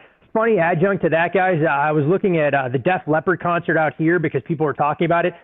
There were tickets listed for that concert at $200,000. I have to imagine that was an error on StubHub and SeatGeek, that people are dropping 6 figures to see Def Leppard out here in Las Vegas. Hey, great show, though. One of my all-time favorites. I've seen them a handful of times. You ever seen them? But there's not a band on this planet that I would be willing to spend $200,000 on. Not like I have that sitting in a couch cushion. I don't have the same economic windfall that Dunaway does, just in terms of discretionary coin. The cool thing is when you pay that much money to see them, they change the lyrics to pour some money on me instead of sugar on me. It works out really good. I know you don't do the Daytona 500 because it's such of what we actually saw at the end of the race, right? Yeah, you guys saw exactly why it's not the best way to try and bet NASCAR and think you have a compelling edge given the chaos in that final lap. Yeah, I had 2 plays. I was on Logano as my safe play and then Bubba Wallace as my sort of longer shot. And both of them were sort of in the mix there until right at the end. But you jump in this weekend. Is there an interesting, like Toyota's a big sponsor here for us on the show and they had a win. Are you in a make model who's going to be really good now that we're off the super speedway as we start to go to these tracks like in Hampton, Georgia over the weekend? Well, I used to love Old Atlanta. You had some of the highest tire wear in all of NASCAR before they went through a repave. So this does race a little bit more like a super speedway, but it's significantly narrower than Talladega or Daytona. They'll still use the same race package on the 1.5-mile track at Echo Park Speedway this weekend. Interesting to see some of the tire wear, though, over the last couple of years. So I'm curious to see if it gets a little bit easier to handicap in Atlanta compared to what it's been. I go through the odds board, and you have a short shot on the board in Joey Logano. Not enough for me to try and get involved there, although I do love how Team Penske has run here in the past. I think a guy that offers a little bit of upside this week, if you want to take a dart toss, would be Brad Kay, right around 19-1. These are the kind of opportunities for RFK Racing that I think they need to go out there and try and capitalize on. We saw Chris Buescher race his way into the top 10, and with a little bit of luck may have had a chance to win Daytona last week. So I'm going through the board. The only shot that I'm willing to take pre-week would be Brad Kay. The other thing to keep in mind for folks handicapping this weekend's race, we won't get practice at Atlanta, so you won't have additional data points to go over to try and build out your race car as you get closer to the drop of the green flag on Sunday. Why is Bitcoin down so much? Can you put that into a very easy answer for us to digest? I wish I had some compelling case one way or another. We have no doubt seen a retracel of sorts from all-time highs in the low 120s, so we'll have to hope for a little bit of optimism. But, some of the people that I've spoken to that are a lot smarter from an economic standpoint than me have said that all of these ETFs around Bitcoin has changed the dynamic for the way it trades, because you don't actually have to have the physical coin with supply and demand. People are trading on paper, and it's neutralized some of the volatility that we're seeing there. Still bullish on it long term, but not exactly where we want to see as anybody that's been in this Bitcoin business since the mid-2015 or thereabouts. Well, generally, a large dip has been a great place to buy with Bitcoin. It has always you use the phrase retrace, it's always shot back up too. So a big dip has generally been a good spot to buy. No doubt about it. It has always shown a little bit of resilience, and for folks that are comfortable riding out the volatility, can take full advantage of seeing this as a decent entry point, but you never want to hit the panic button and make sure you're buying at the top or selling at the bottom. A little Econ 101 for all those aspiring investors that are out there. That's right. I think by law right now we have to say that any of Brown's tips are not subject to market changes and is not an indicator. Past success is not an indicator to future success. It's not official financial advice. Yeah, it's not official financial advice. That is exactly fair, and I will caveat that saying that I am not a licensed fiduciary either in any capacity. It was all opinion right there. All right, Fuhrman, enjoy your weekend, man. Enjoy that great hoops weekend, and we'll talk to you next Friday. Always a pleasure. You guys do the same, gentlemen. All right, buddy. You too. Fuhrman with us on the Alexander Shinara Trial Attorneys Hotline. Hey, and a couple of things off of Fuhrman there. One of them, he talks about the great racing. Our friends at Talladega are ready for the Jack Links 500 coming Sunday, April 27th, one of Fuhrman's favorite places to watch the racing, and there's a good reason why, because it is the most unpredictable, most exciting super speedway. You heard him talk about how wide the track is. 4 wide comfortably at Talladega, and you see 3 wide all the time. It is door handle to door handle for 500 miles, and you can be part of that excitement and all the great people watching April 25th through the 27th, all right there at Talladega for the Jack Links 500. Buy your tickets right now, TalladegaSuperspeedway.com, 877-GO-TO-DEGA. And if you really want a treat, upgrade that ticket to the garage experience right there, the most immersive garage experience in NASCAR, where you're basically in the garage bay with your favorite NASCAR team, watching them work on the car, talk to each other to get it dialed in for the big race, Mobile One Victory Lane trophy photos, and so much more with that garage experience, TalladegaSuperspeedway.com. And you heard us talk positions on everything, whether it was Bitcoin or Tennessee basketball and everything in between. Our friends at Kalshi let you enjoy some of the basketball fun that'll be happening on Saturday. Yeah, take a position. It doesn't matter if it's before the game, at halftime, in the middle of the game. How to trade using Kalshi now that it's legally available in all 50 states. We mentioned the 2024 presidential election when Kalshi really started to make its name. I mean, the great thing that makes Kalshi so unique is they're also not only active in sports, but very active in pop culture. If you want to put a position on who's going to win Best Actor at the Oscars this year, Best Picture, you can do that. There's also a lot of political stuff that you can get involved with as well. Look right there. Will a court order a tariff refund? These are positions that you can take at Kalshi. And very simple, Brown. Put in that code TNR when you download Kalshi. Get $10 when you trade $10 from our friends at Kalshi. You know, Dunaway mentioned he liked Arizona. I can get Arizona plus 194 right there at Kalshi right now. Houston I don't like them to win. I like them inside the number. Okay, all right. Well, you'll have that tomorrow. I like Tennessee on the money line. You'll have that. Oh, do you? Yeah. Against Vandy. At Vandy? Mm-hmm. Interesting. You want to know what you can get at? Oh, you already know what you can get at Kalshi, don't you? Are you on it already?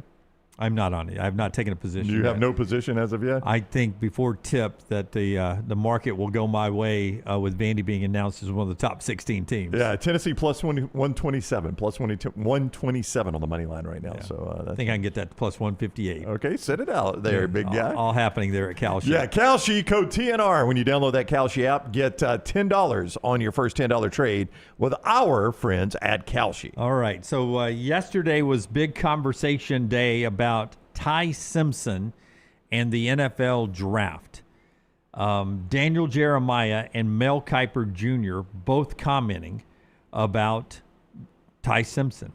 Daniel Jeremiah says that there is not another player that has more at stake leading up to the draft with his workouts and all of that than Ty Simpson.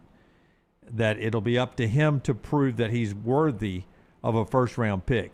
Daniel agrees he's the second quarterback off the board.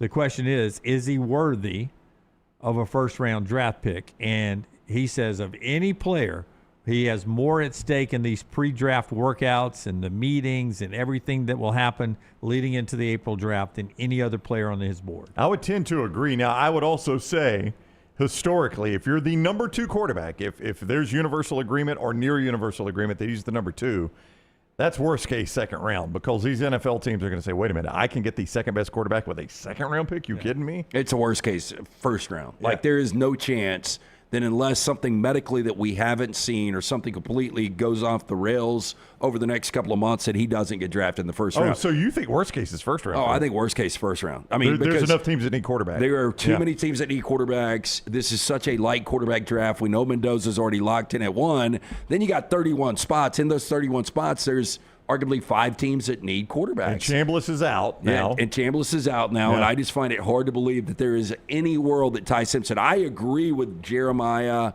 with Daniel Jeremiah and some of these other guys that say that he doesn't have a first-round grade. Like, I think it's going to be a reach for a lot of different teams, but how he would get beyond Pittsburgh at 21, I just don't see it. He has him rated in the high 30s to into the low 40s is where Daniel Jeremiah has him in his top 50 prospects. Not mock drafting, just top 50 prospects. Mel Kiper says Ty Simpson potentially could be the steal of the draft, whoever drafts him. Could be. Look, the Rams love him from what I hear. Absolutely love him. And the plan was, and I think I said this weeks or months ago, that Matt Stafford comes back for another year. They draft their quarterback of the future. What a great spot to be in right there. It really would in that system and everything. So the Rams have 2 first-round selections. The Jets have 2 first-round selections. Again, Pittsburgh, with those 5 selections, it is going to be tough for him to fall out of the first round. And, you know, for Ty Simpson's sake, I think the Rams are the ideal choice. Yeah, no, that's a spectacular place to be. You're in a Super Bowl level franchise. You're behind a veteran. You're with an offensive coach. I mean, I was going to ask Lance, but he's already answered the question. I was going to ask both of you guys, like, if you were just Ty Simpson, you could pick any team. Where would you go? Yeah, that's where I would want to go. I think so too. If Of I'm the Ty ones Simpson, that are available, the Rams easily. Pro Football Focus did the mock draft for the first 3 rounds. To y'all's point, the third quarterback off the board is Garrett Nussmeier, and he's in the 3rd round. A couple of quarterbacks come off the board, the kid from North Dakota State, a couple of places in the 3rd round.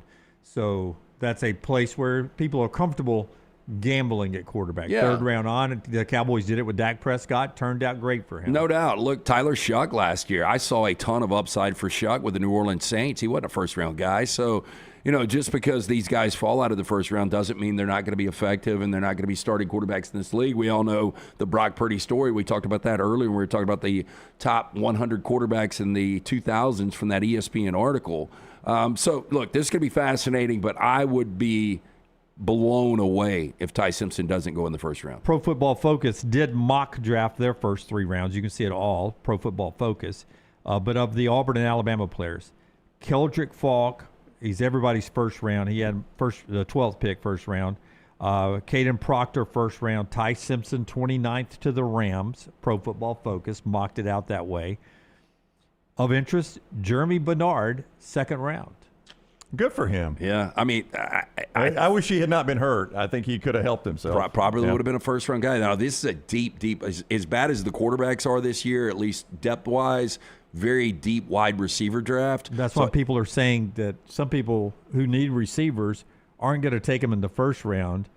They're going to address somewhere else and address them in the 2nd round. They're getting what they think could be a first-round receiver in the 2nd round. And I'll be interested to see medically where Germ is. Auburn center Connor Lew, projected 2nd rounder. LT Overton, 2nd rounder from Alabama. Kieron Crawford, Auburn, and Deontay Lawson, both in the 3rd round. Those were the Auburn, Alabama players that fell into the draft, the Pro Football Focus mock draft a long way to April. And really a light number of players from Alabama and Auburn. Used to be flooded with a lot more in the first 3 rounds. Oh, yeah, especially Alabama.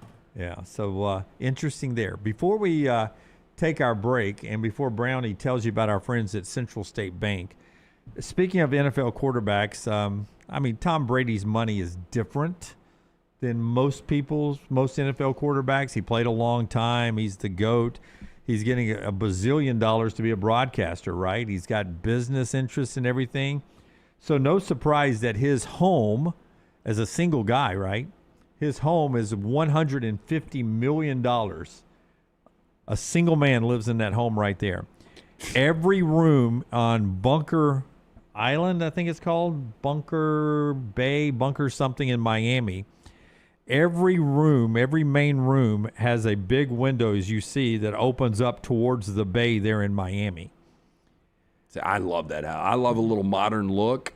I guarantee you, You love a $150 million house? He's single on the surface, but he ain't single night in, night out. You don't think so? There's a crew running through You there. think rarely is that house only one soul? Yeah, look how it's designed there with those big opens up towards the bay. $150 million it is finished, and that's the way Tom Brady lives down in Miami. Is that pickleball or is that tennis or pickleball? Hard to tell. Yeah, it's hard to tell. I would bet I think that's it's tennis. Yeah. But, I mean, the games you could play on that lawn. I've never played, croquet? If I'm single with Brady's money, I play a lot of games on that lawn. I mean, I set up a lemonade Look at the games you can play in that pool. Did you say a lemonade stand? Yeah, a lemonade stand with some croquet out there. Yeah, look at that. Just sit back and watch if I'm Brady. Yeah. That's a cheap boat for a $150 million house. It's Indian Creek in Miami, and they call it the Billionaire Bunker. That's what you were looking for right there. Yeah. The Billionaire Bunker. Indian Creek. It is the Billionaire Bunker. And if I am not mistaken, when you go from Miami to South Beach and you go across that bridge and there's all those islands, I think it's one of those, if I'm not mistaken. Yeah. That's where we're talking. I can't remember if you were the person that pointed that out to me the first time I was in Miami. Somebody did. We were crossing. They're like, there's where a lot of the money in Miami lives right there. Oh, yeah. If you're completely single, do you want a house that big, though? No. That's just Being a lot married, of space. I don't want a house that big. I mean, I got to wash all those sheets and vacuum. I mean, Bullet and Chili would love it. You're not doing the vacuuming if you have that house. Yeah. Tyler, I'm a man of the people. I am not going to hire somebody to do my vacuuming. I'm not buying that. My yard guy is at my house as we speak. I can't even say that. The only thing different between Brown and Billionaire Bunker is that his neighborhood has two entrances. Brown, haven't we heard that someone cut your grass? I just said it. He's there now. There right now, Brown says. Okay. Yeah. Brown, do you do your laundry? No, Jim, I do. Hey, back to that My shot. wife likes it folded a specific way. Hey, Scott, back to the shot with the golf course behind it. My wife does too, by me. Hey, do you think that there's a hole in play that you could take a tee shot over his house? I could accidentally hit Tom Brady's house? No, I'm just saying, if you were on Brady's lawn, could you play a tee shot back into the course? Yeah. Oh, DeChambeau could make $1 billion on TikTok doing it. Now, if you're going to hit driver, you're going to need to get that thing up pretty quick. But yeah. All right, that is Tom Brady's house. Central State Bank, to save your money, they can open up a savings account right now. One day you could buy that home. Oh, absolutely. You could save a little every day, and you have Tom Brady's house before you know it. That is Central State Bank. It is a bank that is big enough to meet needs like that, but they are also small enough to know you because they are a community bank. They play on your team. Central State Bank, your hometown bank, serving Shelby and Tallapoosa counties and all of Central Alabama. Whether you're chasing dreams or building your business, they have the tools, the team, and the personal touch to help you win. More than 100 years of trusted service, large enough to serve you, small enough to know you, rooted in community, driven by relationships. Central State Bank, member FDIC. I'm going to read this like some of our old friends in radio used to read. Jim, here's some copy points for you about walk-ons. Emphasize this. Exclamation point. Hey, off the script, my friends at Walk-Ons, I love them so much. I forget what, it was Super Bowl weekend.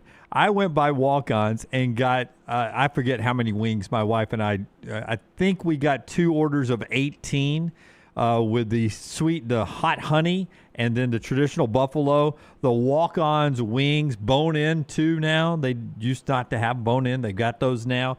Just if you are a wings person, the Walk-On's wings, you will not be disappointed. All the great draft beers when you walk in. Love to sit at the bar. Love to get the wings and watch the wall of TVs on a football or basketball Saturday. There's nothing like Walk-On Sports Bistro. Order on the app. I've done that with the wings before. Or eat in person in Trustful, Greystone, and Stadium Trace. It's game on at Walk-Ons. Hop in. Injured in an Uber or Lyft? Here's the problem. Was it the driver's fault? The other car? The app company? Good luck figuring that out while you're trying to heal. Alexander Shinar Trial Attorneys, they've got a guy for rideshare accidents. And here's the best part. They don't get paid unless you do. You heal. They fight. One call, 659-777-7777. Or visit alexwins.law. Alexander Shinar Trial Attorneys. Because rideshare accidents need an experienced team. Physical office is Birmingham. To everyone who craves a fresh meal made just for you, let our team member Jacob share what's special about Culver's. In Wisconsin, our food comes from the heart, and taking the time to handcraft your meal with care is how we've always done it at Culver's. It's why your Butterburger doesn't touch the grill until after you order. Come to Culver's and let us serve you a Butterburger made special just for you. From Wisconsin with love, welcome to Delicious.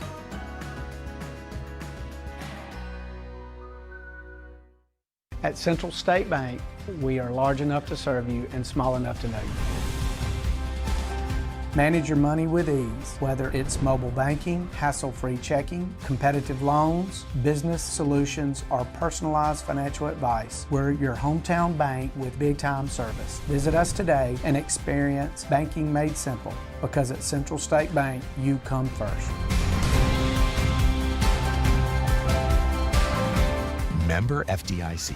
Hey, let me tell you about our friends at Urology Centers of Alabama. Compassionate and comprehensive urological care with 35 physicians, 17 locations across Alabama. Their patient-centered approach to all of your urological needs. Remember, they've got that new men's health center. It is beautiful, helping men with a wide range of sensitive male issues in a comfortable environment. You can always go online, visit urologycentersalabama.com, schedule an appointment with one of their many urologists today. Hey, for all of your IT and printing needs, reach out to our friends at Xerox Business Solutions. Look, I'm still one of those old school guys. I print my notes every single day for the show. If you watch the show here on the Next Round, you see all the notes in front of me. From day one, Xerox Business Solutions, they've been with us here at the Next Round.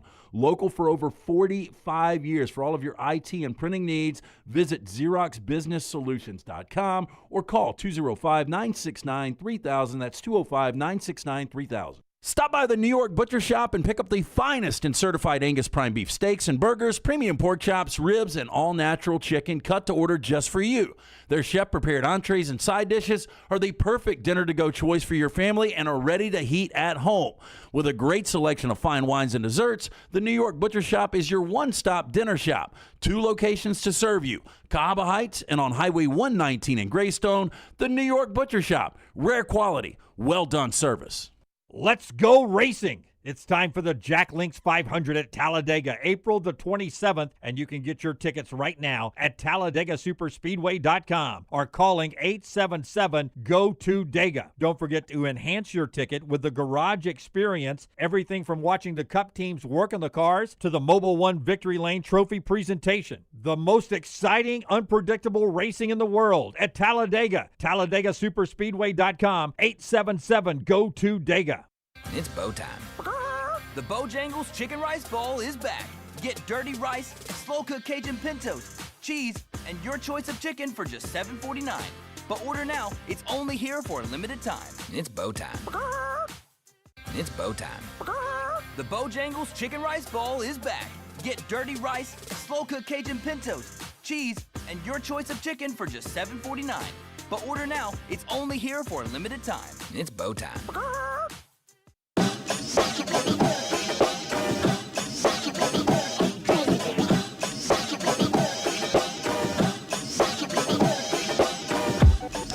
Tyler, man, what you eating?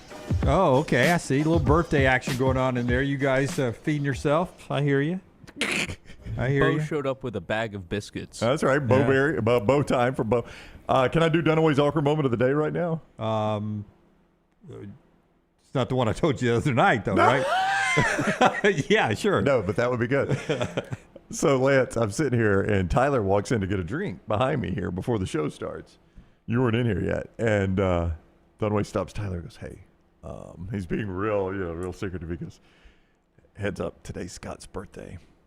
And I don't know what we need to do about it, but today's Scott's birthday. And Tyler's just standing there kind of Tyler's like, it's Scott's birthday? It's Scott's birthday. And Jim's like, yeah. He's got the same birthday as Charles Barkley. I remember somebody has the same birthday as Charles Barkley. Somebody's got the same birthday as Charles Barkley. Quite the coincidence, I think it's Scott. And it's Charles's birthday, so Scott's birthday too. And Tyler goes, what'd you say, Taylor? Well, it's my birthday. I was like, well, it's my birthday. Is it Scott's too? Yeah. And Jim's like, and Charles Barkley. Jim's like, wait a minute, you're the one that's got the same birthday. Then it dawned on me. Yeah. I look at you both before Brooks was here. It was you two all the time. It's like, Yeah, right in a line, for our review. On February 28th, there'll be 6 planets lined up. For me, you two are lined up every day. But I knew somebody in my vision had the same birthday as Charles Barkley. It was just great because that is the most done-away way to wish someone a Happy happy birthday, there's no doubt. It's somebody's Yeah. birthday. Which he did I in can't fact remember do. who it is. Pretty incredible. Yeah, but hey, at least I remembered it was somebody's That's birthday, true. right? That's better than I would have done. As you choke on that biscuit, remember that. Hey, the show being brought to you by our friends He loves you, Tyler. You can tell, right? our friends at Michelson Laser Vision. Before we get to our 4 downs, 205-969-8100. The number I called back in 2003. I had the 2200 vision, legally blind without the aid of contacts, wasting money each and every year on the contacts and solutions. If you're doing it, you know exactly what I'm talking about. Stop procrastinating. Make the phone call that I made. Very important. Ask for Amy. Tell her the guys from the next round sent you. She is going to hook you up with a hassle-free consultation. You have zero to lose to find out if LASIK is right for you. 205-969-8100 for more information. MichelsonLaserVision.com. 10 years from now, Brown, 10 years from now, a decade, I want you to just pause for a second wherever you are 10 years from now, and I want you to go, God, I can't believe I forgot why I walked into this room, or I forgot this.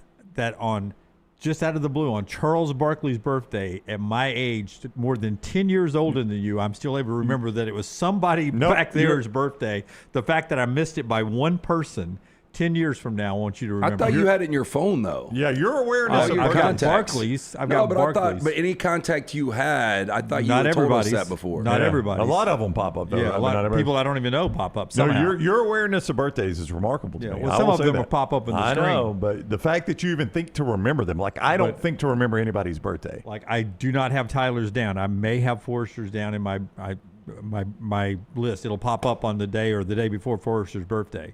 But I remember Charles Barkley, and I remember, it's somebody else's birthday too. Yeah, it's a happy birthday time. Yeah, so Jace I'm glad also, it worked out for you. Jace also wants to know what you think Brady's house would go for in Greystone, since that's your measuring stick for Graceland. It would be foreclosed in Greystone. Yeah, it would stick out. It would not look good. All those bay windows looking out over nothing. Yeah, banquet. It says banquet on it and get rid of Greystone. Hey, our friends at Central Alabama Asphalt brings us our 4 downs every day. Brownie, you're the one that tells us about this great company. I love it too because Central Alabama Asphalt does great work. Central Alabama Asphalt and Construction. They are a full-service contractor. Now, when you see these guys out putting down asphalt on major state, government, and municipal roadways, there's a really good chance you're seeing our guys from Central Alabama Asphalt. That's how big and good of a company they are that they get those contracts. So you're like, oh, well, okay, then I can't use them for my home contracts. And see, that's where you're wrong when you think that because they're not just a big job company. They got a dedicated division focused entirely on private driveways and smaller asphalt projects. The same crews, the same quality, the same no-excuse standards, no matter the size of the job. Highways to neighborhoods, they are working for you at Central Alabama Asphalt. If you want to get an estimate on the job you're looking for, 205-349-0910. That's 205-349-0910. Or just go online, CentralAlabamaAsphalt.com. First down. Happy birthday, Cindy Crawford. 60 years old today. Better career, ultimately, Cindy Crawford or Lane Kiffin? I mean, Cindy looked good for a living, basically. I mean, that was her career, right? Yeah. I mean she looked good for a living. She was a supermodel, one of the first supermodels. But did she cross over into acting or anything? A little bit. She was terrible. Okay. Yeah, she was terrible. But, she's got one of these makeup lines. She married entrepreneur Randy Gerber, who, he did all the pickles. He did all the whiskey bars that were in the W hotels for a long time. And then he's got the tequila Casamigos with George Clooney. So she's got all that money, but then she's got her own money.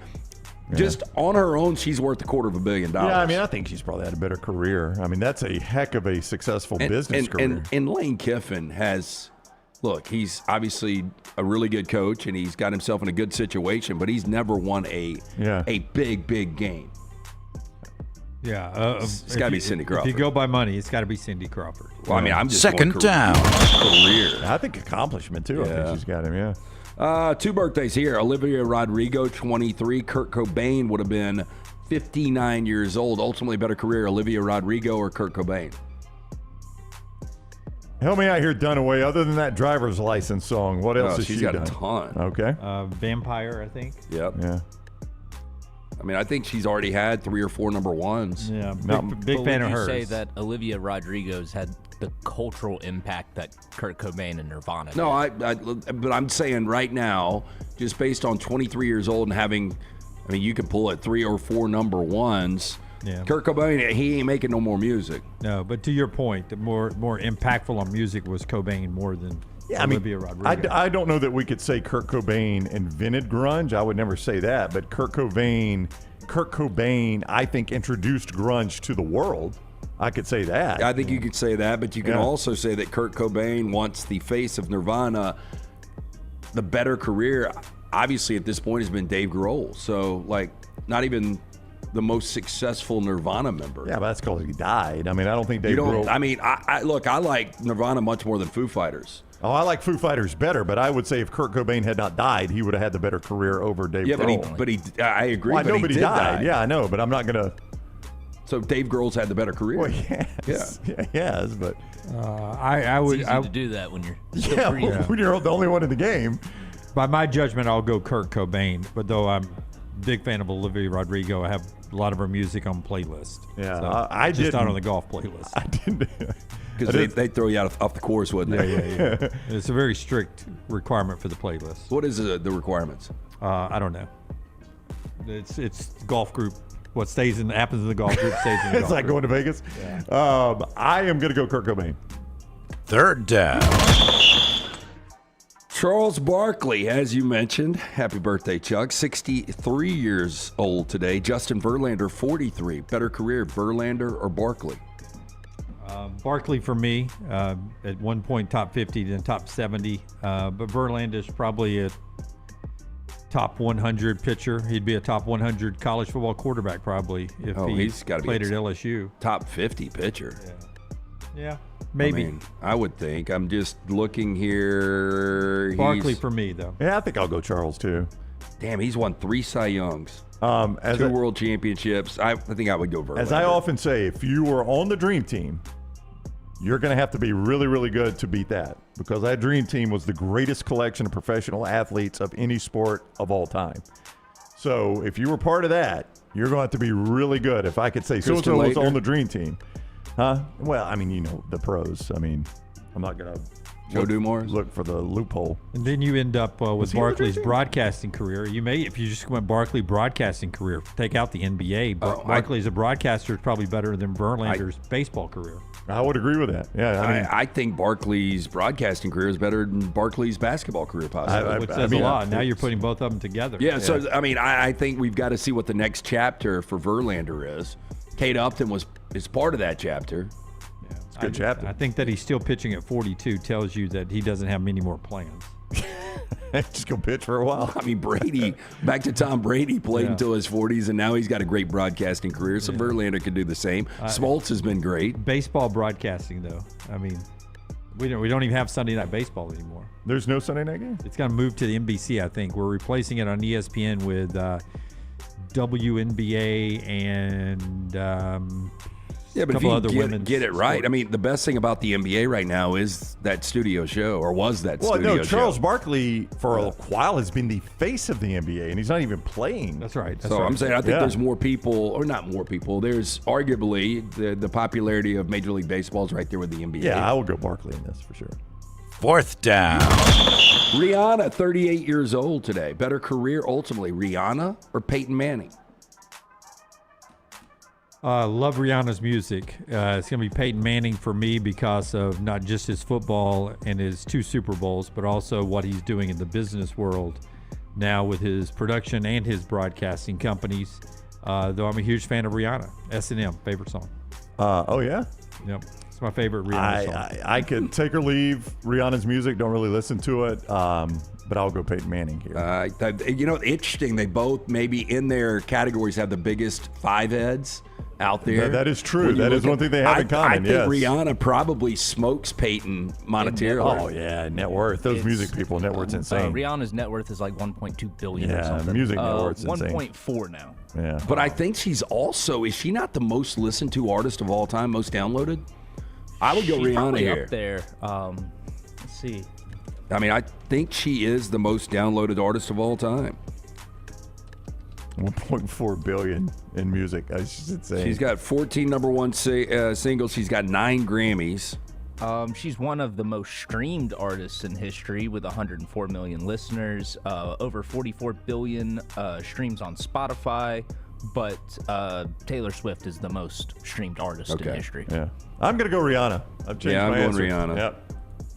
And that is our 4 Downs today, brought to you by Central Alabama Asphalt.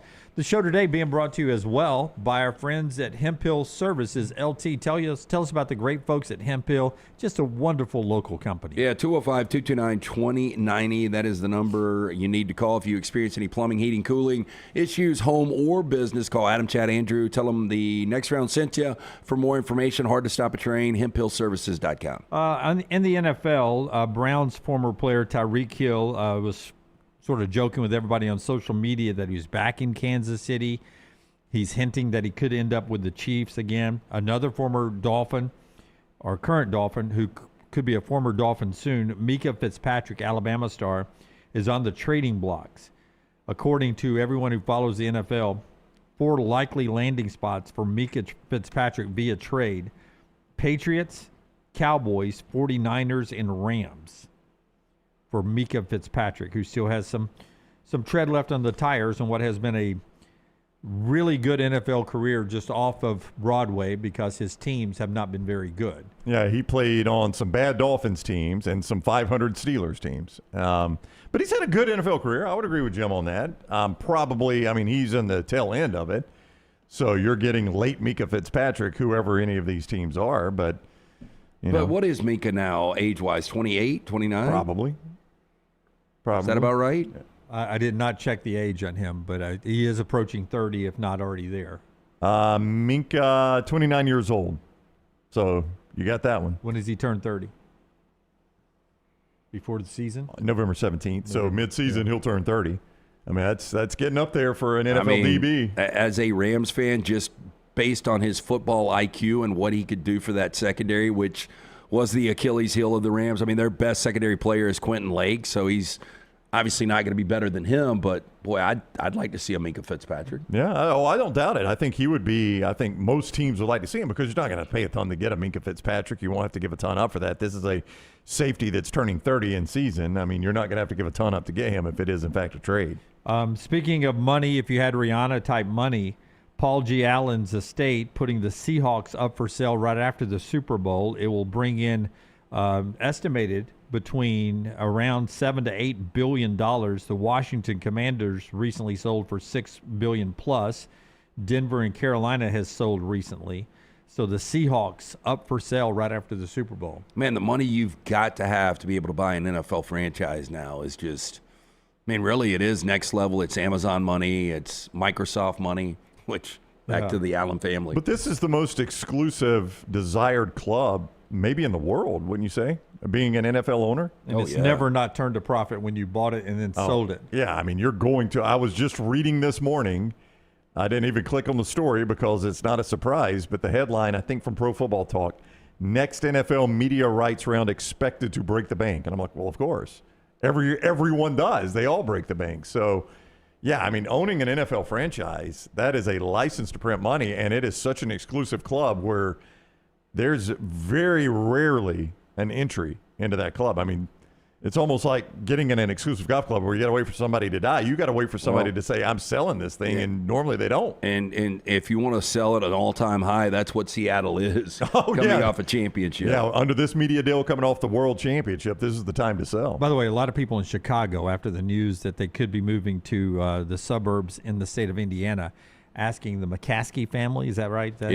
Asking them to sell because the McCaskey family is saying they are not fluid enough to pay for a new stadium out of their own pocket. They need taxpayers' help. That's why they're choosing, if they go to Indiana, choosing that market. And people that love the Bears feel like they should stay in the city of Chicago, in the downtown area. So they're asking the McCaskey family if they really love the Bears. I that can't they're believe stewards of the Bears, not owners of the Bears. They'd love them to sell the team to a more fluid group. Yeah, I mean, I guess to have the liquid to be able to build one of these new stadiums, you are talking about billions of dollars. You are, but I mean, I see. Could that stadium get any big concerts? The one down in Hammond? No, I'm talking about in downtown Chicago. I mean, look, I saw Metallica there last summer at Soldier Field. You know, I was there a couple of summers ago, and I had the chance. It was Hamilton or the Stones. I ended up going to see Hamilton instead of the Rolling Stones because I'd already seen them.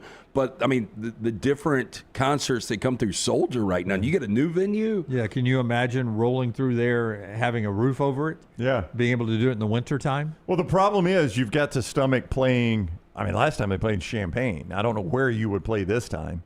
I assume what New Ryan Field opens up this year. That's Northwestern. A great point, Dunaway. That's why I said over here. And it's going to be, and that's going to be the nicest stadium in college football. I mean, it's going to. No, it is Kyle Field, but it's supposed to be good. Oh, but this was built basically as a pro stadium for whatever reason. Northwestern's doing that. That is a great point. I mean, once Ryan Field opens up, that's the easy answer there. Here's why they might not be liquid. You know, George Halas's daughter, Virginia McCaskey, is the one that you always see wrapped up and sitting in the owner's box.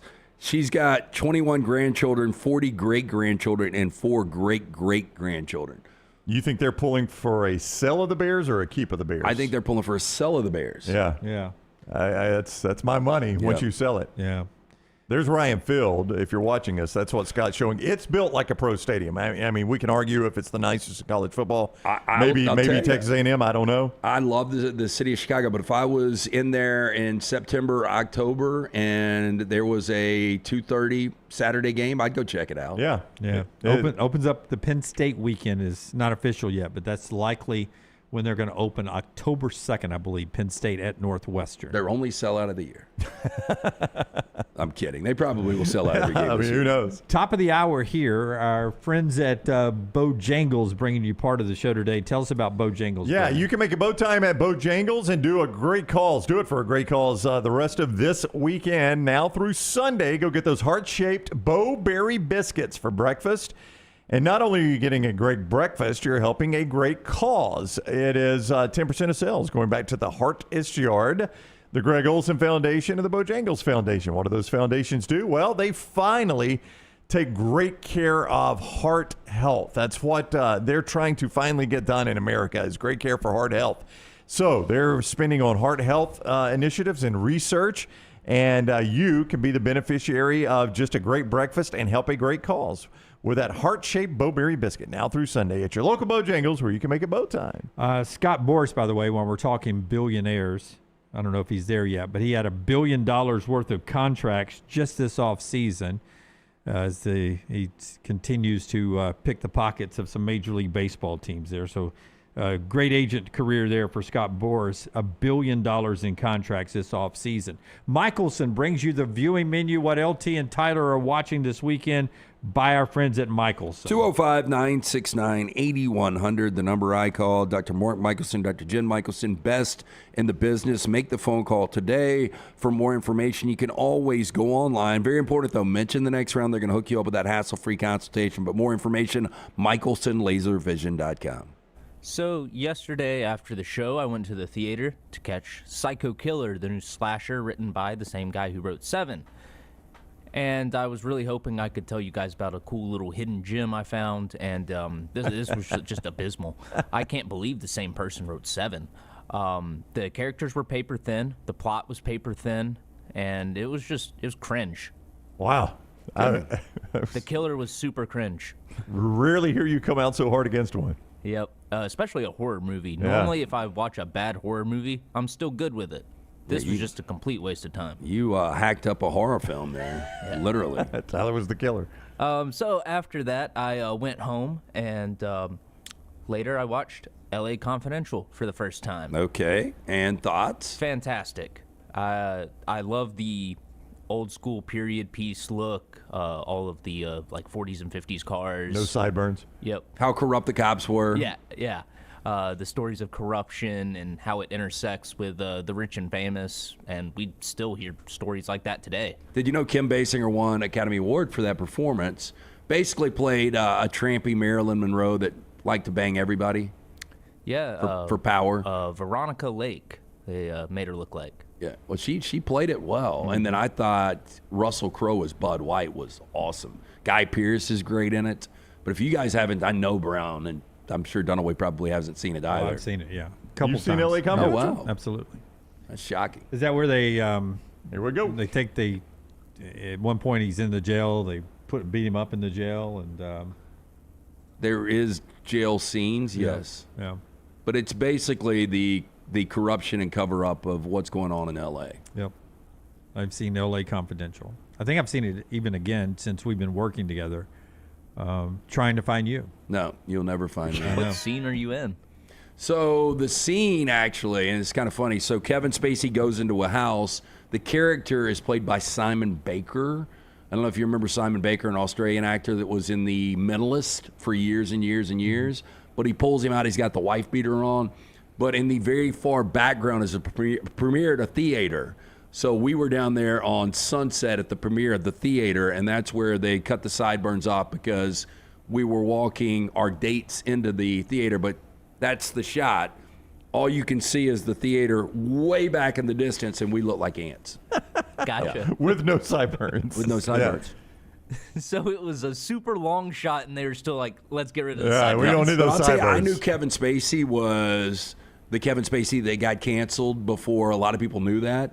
Because, and I think I've told this story before, but I befriended this guy on the set that had started to do a lot of commercial work. He was a UCLA student. But they handpicked him after the first night to be the stand-in for Simon Baker. So he looked kind of like the Australian actor with the blonde hair, and all he did was wear a wife beater on set. And that's when Spacey came up and was like, hey, do you want to have dinner with me on the set tonight? And then he called me the next day, and he's like, hey, Kevin wants to take me to lunch. Should I go? And I was like, if you want to go, but be prepared. It ain't just like an open-ended lunch. He ain't doing this to advance your career. Yeah, he wasn't trying to hang out. And I never heard from Vince again, so. Who knows? I don't know. Yikes. It could be in a trunk somewhere. with all the Kevin Spacey accusers. Freak. In the ground somewhere. Next up, a new release today. Epic. Elvis Presley in concert. This is from Baz Luhrmann, who did the Elvis biopic. And while he was making that, he was looking for footage of Elvis during his Vegas residency because that's just lost to time. And the movie was made, they couldn't find the footage, and then after, they call up Baz Luhrmann and they say, we found it. So it's been restored, and that's what you'll see in Elvis Presley in concert. It's just later in his career where you don't have that footage, and restored and mastered for IMAX. So if you're a big Elvis Presley fan, you can see it in the best possible way. Never before seen footage. I'm not a fan, but it's interesting. All right. Next up, I may go see this today. I'm kind of on the fence about it. The Secret Agent. In 1977, Marcelo, a technology teacher, moves from Sao Paulo to Recife during Carnival to escape his violent past and start over. He finds the city full of chaos, and his neighbors begin to spy on him. It's 2 hours and 40 minutes and all in Portuguese. Yep, I watched it the other night. Yeah, man, it's a really, really tough watch. You can rent it at home for $20. Well, see, I can just walk into the theater and see it for free. Oh, well, okay. It actually makes more sense for me there. Technically, if you're watching not for free, you have a membership that you pay that's for. True. Yeah, But my membership is $25 a month, and I see 16 movies a month, so it's pretty close to free. Yeah. I just didn't want people listening to try to walk in. Hey, I heard it was for free. Oh, yeah, that's a good point. Yeah, don't try to do that. They won't let you. Unless you're with Brown. And then next up, I will probably try and watch the movie that's on my shirt this weekend because it's celebrating its 10th anniversary, The Witch. It's about a family of pilgrims that's been outcast, and they become more and more paranoid as they believe they're being haunted by a witch. And it stars Anya Taylor-Joy and Ralph Ineson. It is a fantastic horror movie. And then finally, I've got 2 Peacock picks for Scott. so he can finally try and get some usage out of that streaming service. First up, have you seen Air, Scott? The Michael Jordan thing? Yes, the story. I have seen that. It's really good. Alrighty, well, moving on then. Have you seen Don't Be a Menace to South Central While Drinking Juice in the Hood? Yes, and I don't care to ever see that again. Well, all right. Peacock is going to out be again. useless this weekend. Yeah. Did you watch Challengers? No, I have not. Still out. How about American Fiction? I have not. Yeah. Okay. He's running out. Put the that clock. in the Men's queue for hockey this today, weekend. 210. You can watch it. Oh, hockey. Peacock, More interest 210. There you go. Okay. That's all I got. All right. Gold medal game for the men, 7:10 a.m. if the Americans survive Slovakia today. Hey, by the way, take a position on Kalshi. Canada ain't losing this game. Ooh. They're down 2-1. They were down 2-0 a second ago to Finland. Here we go. That's all at Kalshi if you want to do that. Promo code TNR, we should tell you, when you sign up for Kalshi, if you haven't done that yet. Promo code TNR.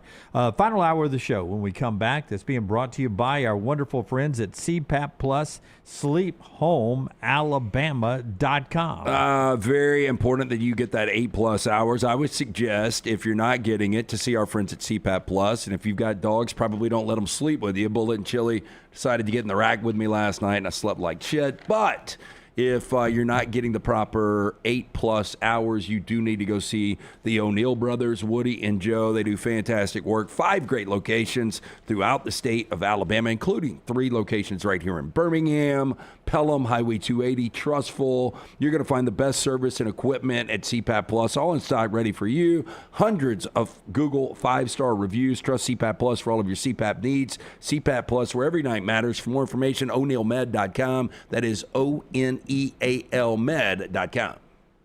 Take the next round anywhere you go with official Next Round gear. Buy yours today at nextround.store. We interrupt this program for breaking news. From the gators of the litigation situation. Insurance companies have a playbook. I repeat, insurance companies have a playbook. Deny, delay, defend. They know which law firms will fold and settle cheap. They are not on your side. That's corporate greed at work. At Alexander Sonara Trial Attorneys, we fight back. We have the resource, the muscle, and the will to take them on. And you don't pay a dime unless we win. They fight dirty. We fight hard. Call 659-777-7777. Or hit up alexwins.law. Physical office location, Birmingham. To everyone who craves a fresh meal made just for you, let our team member Jacob share what's special about Culver's. In Wisconsin, our food comes from the heart, and taking the time to handcraft your meal with care is how we've always done it at Culver's. It's why your Butterburger doesn't touch the grill until after you order. Come to Culver's and let us serve you a Butterburger made special just for you. From Wisconsin with love, welcome to Delicious.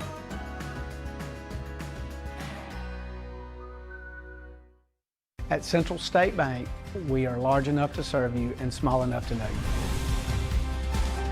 Manage your money with ease, whether it's mobile banking, hassle-free checking, competitive loans, business solutions, or personalized financial advice. We're your hometown bank with big-time service. Visit us today and experience banking made simple, because at Central State Bank, you come first. Member FDIC. Remember the name Way to Wellness if you're battling weight loss in your life. I'm Jim Dunaway from The Next Round. There was a time I was over 216 pounds until Way to Wellness helped me lose 45 pounds, and now for over 2 years, they've helped me keep that weight off. Here's their website, aplanforme.com, aplanforme.com. That's a great name for a website because there's no cookie cutter plan. Everything is designed specifically for you. No contract, no sign-up fees, and your first consultation is free at Way to Wellness. Hey, there's nothing worse than waking up to a plumbing problem. Don't get caught in a flooded house. Call the guys at Hemp Hill Services. Adam, Chad, and the team at Hemp Hill are the only ones I trust to fix it and fix it right the first time. Hemp Hill Services does it right and always at a fair price. For all of your plumbing, cooling, and heating needs, trust the name that Birmingham has trusted since 1954. That is Hemp Hill Services. Call now, 205-229-2090. That's 205-229-2090. Let's go racing. It's time for the Jack Links 500 at Talladega, April the 27th, and you can get your tickets right now at TalladagaSuperspeedway.com or calling 877-GO-TO-DEGA. Don't forget to enhance your ticket with the Garage Experience, everything from watching the Cup teams work on the cars to the Mobil 1 Victory Lane Trophy presentation. The most exciting, unpredictable racing in the world at Talladega. TalladagaSuperspeedway.com, 877-GO-TO-DEGA. It's bow time. The Bojangles Chicken Rice Bowl is back. Get dirty rice, slow-cooked Cajun pintos, cheese, and your choice of chicken for just $7.49. But order now. It's only here for a limited time. It's bow time. It's bow time. The Bojangles Chicken Rice Bowl is back. Get dirty rice, slow-cooked Cajun pintos, cheese, and your choice of chicken for just $7.49. But order now. It's only here for a limited time. It's bow time. Jim Dunaway, Lance Taylor, Ryan Brown. Live from the Birmingham Racecourse Casino Studios, the next round, presented by Bud Light, is on now. This hour brought to you by our friends at Champy's, world-famous fried chicken, champyschicken.com, Highway 119 in Alabaster. Sterling and the crew there taking care of you always for lunch or dinner. It's been open about 10 minutes now. Rung the lunch bell down in Alabaster, and a lot of you are going to be driving to the beach this spring and summer. So I always remind you that Alabaster exit on I-65, you're going to hit traffic right after that, by the way, if you're heading south, whenever you're doing that from spring break on. So just jump off for lunch right there in Alabaster and spend some time with Sterling. Get that full belly, and maybe he'll tell you a back way to get past that traffic at the Shelby County Airport and just sneak past that. He's got the brined overnight cooked to order fried chicken, the Mississippi Delta recipe tamales, all the in-house made sides, and so much more.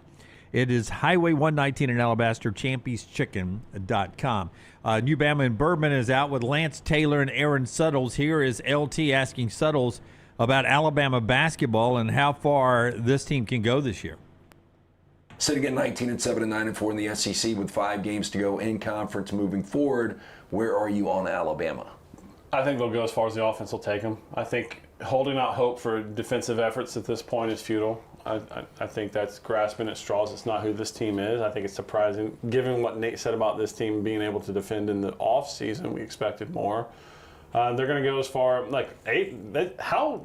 How rewarding is it that you scored 117 points last night, and Holloway wasn't really much of a factor? Yeah. I mean, they really tried to limit him, but Sherrill had a great game, though. Sherrill's like, you can see him getting better every game. Yeah, and Amari Allen is incredible. Mm-hmm. And then, I mean, it's just Phylon.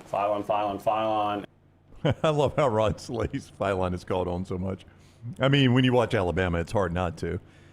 They should. I mean, if they lose this game at LSU, something's going horribly wrong. They're a big favorite there. Winners of 5 straight. They are on a streak of hitting 10-plus threes, so that's heated up a little bit. And as they took advantage of Arkansas trying to take away the threes, them getting to the basket has gotten a lot better. And then they host State. I just wanted to ask you guys what you thought with 5 games remaining at 9-4, where they end up record-wise in the SEC. Okay, at LSU, that's a win. Host State, win. Should be 2 wins there, and then at Tennessee, loss. Tennessee has just had Nate Oates' number. Rick Barnes versus Nate Oates is heavy. Rick Barnes. Yeah. At Georgia, tough game.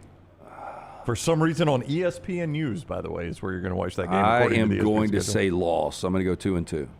And then you host Auburn, a team you've already beaten. I'm going to say they beat Auburn. I'm going to say 3-2. 3-2.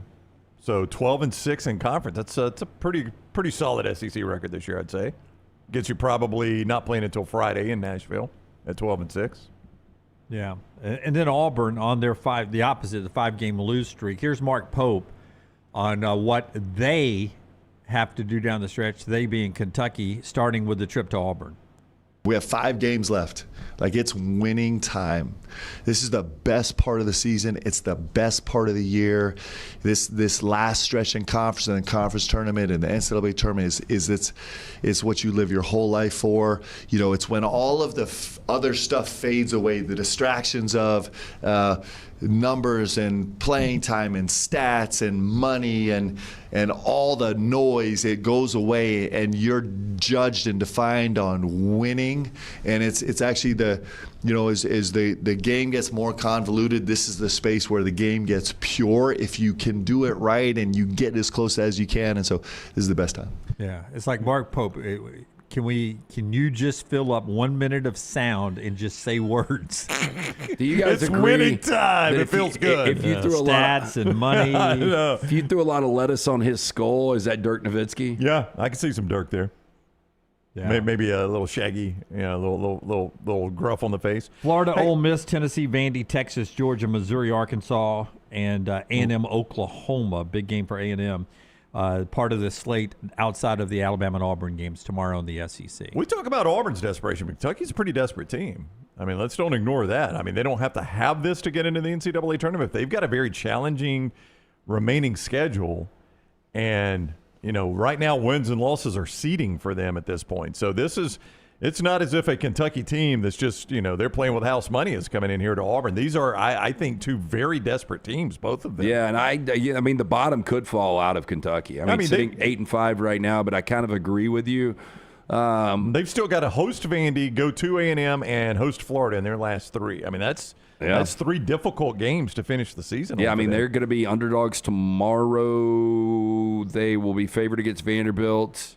They'll probably be a dog at A&M, and they're probably a home dog at Rupp against Florida. Yeah, that's a difficult finish, Jim. So, I mean, I think this is a fairly desperate Kentucky team coming off 2 losses. And not a great Kentucky team. It's interesting when the CBS folks unveil the selection committee's top 16 that Michigan comfortably in the tournament, right now the number 1 overall seed, most likely when they unveil that tomorrow, has sent word to the selection committee, because if you're the number 1 overall seed, you get to choose. You're the only one that gets to choose your destination. Okay.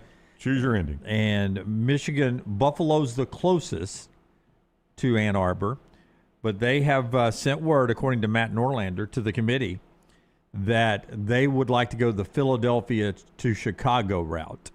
So even though Buffalo's closer, they'll take Philly, Chicago. So Michigan's so comfortable with their place right now that they're able to send the selection committee a note saying, hey, by the way, if we're number 1 overall, we choose Philly, Chicago instead of Buffalo. Is there a chance that obviously there's going to be direct flights from Detroit to Philadelphia? Is there a chance there's no Detroit to Buffalo? I mean, I do not know that. I mean, that's something I would take a look at, right? I would for my fans. There's no doubt. I mean, it is going to be travel-wise probably easier to get to Philly and Chicago than Buffalo and Chicago. And I feel more confident that you would not have you'd have a better chance of not having a blizzard in Philadelphia than Buffalo. I would agree. Still not going to be great weather probably, but not a blizzard. Our friends at Urology Centers of Alabama brings you part of the show today. UCA takes care of testosterone issues.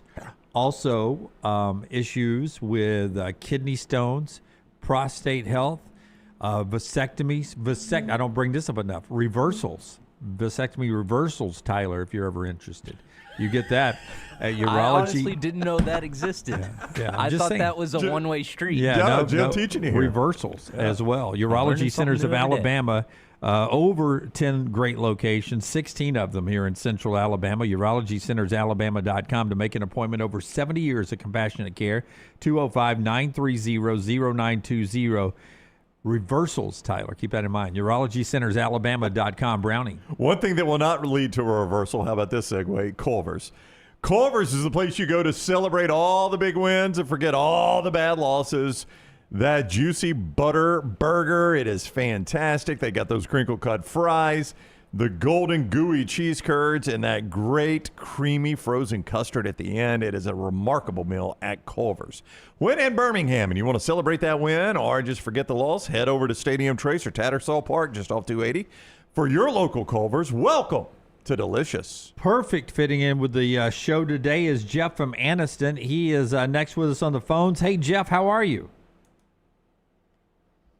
Oh, no. Oh, hang on, Jeff. You there, Jeff? There. Hey. Ahoy, mates. How are y'all doing? Awesome. Good, buddy. How are you? I'm doing great. LT, how great is it that Paramount Plus has taken over the USC? You know, I was such a big fan up till ESPN took it over, and I couldn't or wouldn't pay $80 to watch the best fights. But I'm back into it now. Well, I mean, it's more of a fit. I mean, with what Paramount does with their programming, I mean, it's a natural home. Yeah, and they don't make you pay $80 every time there's a good fight comes on, you know. And you guys seen the in bare knuckle boxing yet? You know, it's so funny you bring this up because I've talked about there was a time on Samsung TV. If you have a Samsung TV, it's got its standalone programming. And so for whatever reason, Dawson's Creek channel was on for a while, the Cheaters channel. But right now when I turn it on for the last 3 nights, it's been the bare knuckles boxing. And I have to watch the bout before I go into the regular programming. That shit is crazy. It's brutal. It's a triangular phone booth, basically. I mean, you're just going in there and throwing hands, and they don't wear any padding unless they put a little tape on. And all I can think about is what one of those guys, you know, somebody spills a drink on somebody at a bar and somebody's trying to be tough, and what that guy could do with one punch. Isn't that the way the boxing world used to crown is that was boxing back in the day where you draw a line and you had to keep your foot on the line as you box. You didn't bounce around a ring. It was literally a line drawn. Or they tie one hand to the other. Yeah. But I think that's the way boxing rules used to be. At least it was in the movie with Tom Cruise, Far and Away. It's brutal. I mean, both fighters end up foot on the line. Yeah. Both fighters end up bloodied after them fight. And I'm also glad they've got Champions League, but I know y'all there's no interest there. Have y'all ever noticed you never sneeze when you sleep? I got thinking about that the other night. You never sneeze when you sleep? Yeah, you never sneeze when you sleep. Hey, you know another thing, Jeff? You can't tell time in a dream. What do you mean by that? There's no concept of time. Right. I don't know. I think I might disagree with that. I mean, it's fact. How is it fact? Most people report in their dreams when if they look at a clock, and you know what? it's just always a different number. Yeah, I know. I have a recurring dream, though, where I'm late for the show. How is that not a concept of time? I'm aware of the fact that you might go through an hour in your dream and it's only been actually 20 seconds in real life. Yeah, and you really don't know. You might know the show's at 11 o'clock, but you don't know what time it is. Well, but like I know this is a recurring dream. I've got somewhere to be, and a lot of times it's the show or a show. And I know the show starts in 15 minutes and I'm 45 minutes away. And this is part of my psychosis here. If you want to get a little psychology on me, there are very few things in life that give me anxiety. One of them is being late to things. I absolutely despise being late. So that's why you dream about it all the time. I guess so. I guess that's why I dream about it. And you know, up to the other day, my whole life, Philadelphia Phillies had me thinking a female horse was spelled with a PH instead of an F. Thank you, Wordle showed me the other day because I was down to my last word and I threw in F. And I thought, well, I'll be damned, them liars. All right. Do y'all think you thought the Philadelphia Phillies baseball team, Philly was the female horse? I thought PH, Philly was like they were doing. I never could figure out their mascot, but I thought, Philly. That's what a filly is, right? Female horse. The one with the F female horse. Yeah. I think the Phillies are after the city people that live in Philadelphia, right? I thought they were trying to combine them, but anyway, they had me wrong all these years. I'm a good speller, but I didn't appreciate it. But do y'all think the ones who run, and I mean the real ones that run, the NCAA, NFL, any of the big money-making sports, care at all what fans think on big issues, or is it all about money? It's all about money. Yeah, it's all about money. Yeah. It's the TV partners. We've discussed on the show many times over 17 years that we're at the point now that attendance really isn't that important. But give me your example. Like what were you looking for? Well, like on-site playoff games in college. I mean, I think everybody almost would rather see it up. I would rather see it up to like they do in the NFL, have all the games on campus until the championship. Well, I think most fans would be. Well, your problem there is most of college football is run by people that are old enough that the bowls had a great deal of value. And if you're under the age of 40, the bowls have very, very little meaning to most people under the age of 40. So I think as that group ages into the group that is running college football, I think we will hopefully get more on-campus stuff. And seriously, am I the only one that thinks that Dan Orlovsky and Nate Oates sound alike, have similar mannerisms, and even favor each other, looks like a little bit? I mean, really, when you hear them talk, you hear no similarities. Oh. Have y'all noticed that? Wait, Orlovsky and Nate Oates. Yeah, I can see that, absolutely. I mean, geographically where they're from. Where is Dan from originally? I think he's from Connecticut. Oh, is he? Yeah, I know he played at UConn, but I didn't know I'm if he pretty was sure from he is. Connecticut. Okay. Let me ask you, do y'all think Harbaugh will have the Giants in the conference championship within 3 years? Possibly. I mean, when you look at just the nucleus, what they've got as far as on the edge defensively, and then, Scattaboo and Jackson Dart, even in losses, that team was right there in the mix. And the Malik Neighbors is going to be a top 10, borderline top 5 receiver for a while. I wouldn't be surprised. I think his brother is going to have the Chargers in the Super Bowl this year. Wow. So what do you two think? You think he'll have? I mean, I like that a little roster. more definitive answer than probably. But Yeah, I mean, I like that roster done well. You said conference championship, NFC championship game? the NFC championship game where he had the Giants in there. Yeah, I could see it. I'm not as high on Jackson Dart as these guys are, but, Bo Nix was in the AFC championship this year, and that's a much, that's not as tough as the NFC, but, and I do think Dart's got more upside than Bo. Okay, if you knew these guys were going to stay healthy the next 10 years, who would you rather have? Jeremiah Love, Genty, or Scattaboo? I mean, it depends on the situation. If you give me Genty behind a good offensive line, I'm taking Genty all day long. Who are you taking on your team right now, if you could have one? I would take Genty. Yeah, I think if I could put him on my team, I would go Genty. I like all three, though. On the team they're on, I don't know, because I don't know Jeremiah Love, is going to be. They're all great, Yeah. I think I would take Jeremiah Love. And, I can't remember the last time I've seen someone on a pogo stick. Do you? Have y'all? It's funny you should say this. No. Oh, no, really don't. Yeah. My daughter had one, and I came across it in the garage over the weekend, and I thought to myself, why do we still have this in our garage? Oh, I thought you were going to jump on it. You didn't jump on it, did you? No. How far could you go on the pogo stick? Could you get more than I 4 never bounces? Never tried it. Never? No, I never got on it one time. I could do 4 bounces maybe. Because I promise you, because we knew, I forget what age she was when she wanted it. We knew that it was a commercial or something that was on Nickelodeon with a pogo stick.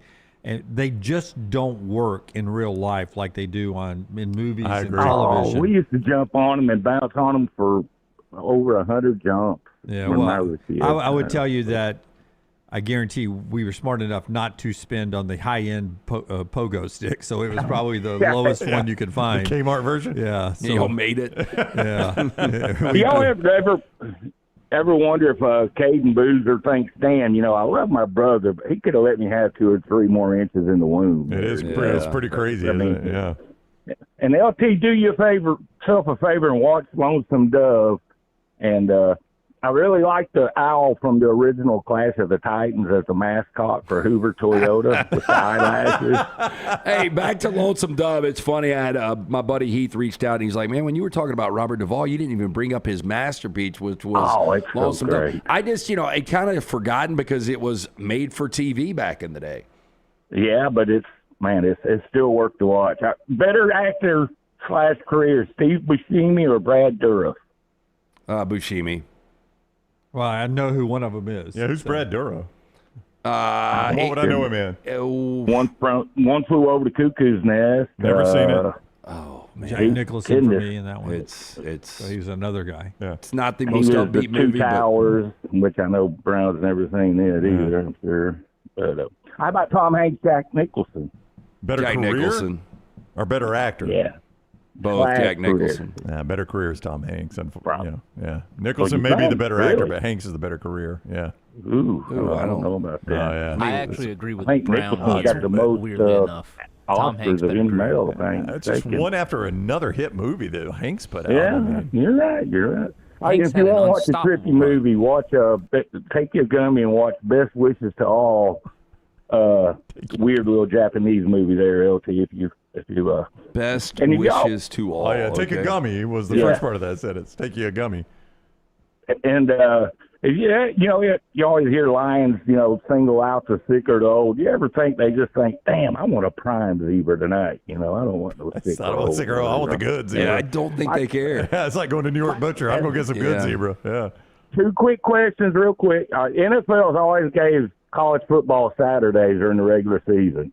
Could they start seeing them college football more as a competitor now since they've turned pro? Say, screw it, we're going to start playing Saturdays? There's a federal law right now that prevents them until after Thanksgiving from playing on Friday or Saturdays. So I don't think they'll ever see them as competitors because it's a free farm league for them. I think it only benefits the NFL to work with college football on some things. But I don't think they're ever going to give ground on TV dates. But to Dunaway's point, if they're federally mandated to stay off Saturdays, as long as that law stands, they can't do it. Hey, Jeff, I got to tell you this real quick because I was looking for the origin of Phillies outside of it just being a play on the Philadelphia fans. Right. And I found the Hot Pants Patrol. Heck yeah. I don't know if you guys remember this. Was a group used by the Philadelphia Phillies baseball team in the 70s designed to attract greater attendance from men to home games at I like where you're going. Consisted of a number of attractive young Phillies or usherettes who would assign to various sections throughout the stadium. Usherettes. They wore go-go boots and very, very short shorts. I was thinking, they were hot pants. Brownie, before I ask the last question, how do you pronounce Pistol Pete's last name? Different than us. Pistol Pete Maravich. It's Maravich. Okay. Right? I don't know. Pete's not with us anymore. I can't ask him how he wants it pronounced. I've never heard it pronounced Maravich before. I'm just messing with you.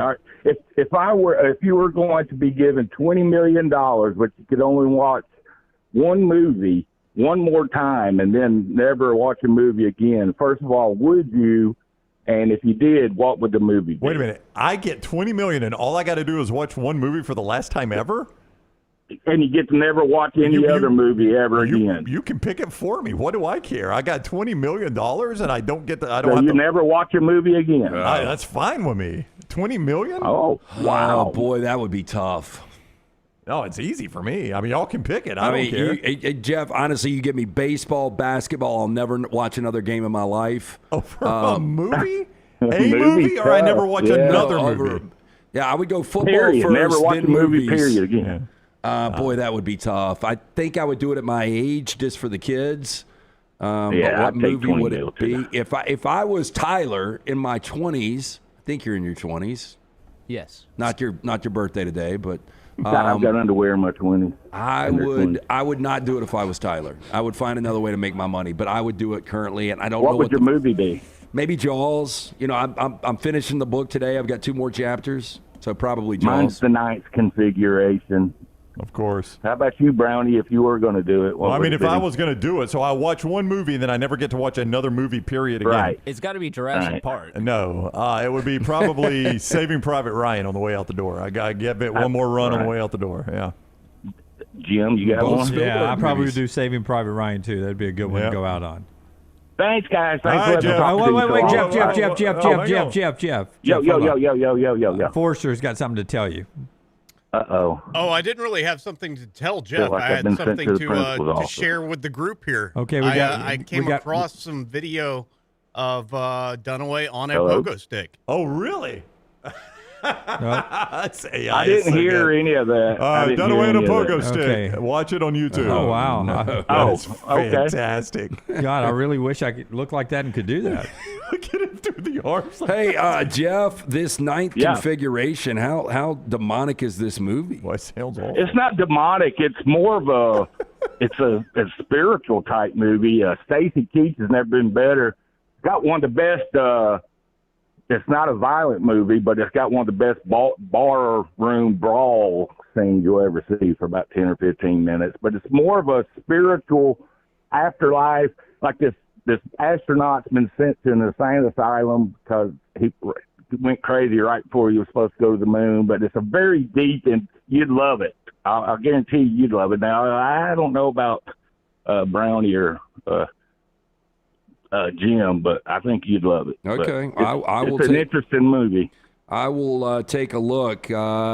Same guy that wrote The Exorcist, I think? Yes, Yeah. yes. So I'm not a big fan of The Exorcist. Well, no, but this has nothing to do with it. No, this is not a horror movie at all. No. All right. Thanks, guys. Good to hear from you, Jeff. Jeff. Take care. Fantastic. That's Jeff there, brought to you by our friends at Odie's. Odie's Tavern, a great place to go all weekend for the college basketball that will be out there tomorrow. Some fantastic matchups, and you can enjoy the great food from Rodney Davis. Been doing it for almost 4 decades now. The award-winning wings, delicious burgers, fantastic sandwiches, ice-cold beer buckets full of the Bud Light. Get in, see Will Haver and that great staff. 2 locations, the newest in Edgewood, original location in Crestline, Birmingham Institution is Odie's Tavern. Follow Brownie on Twitter and Instagram at Ryan Brown Live.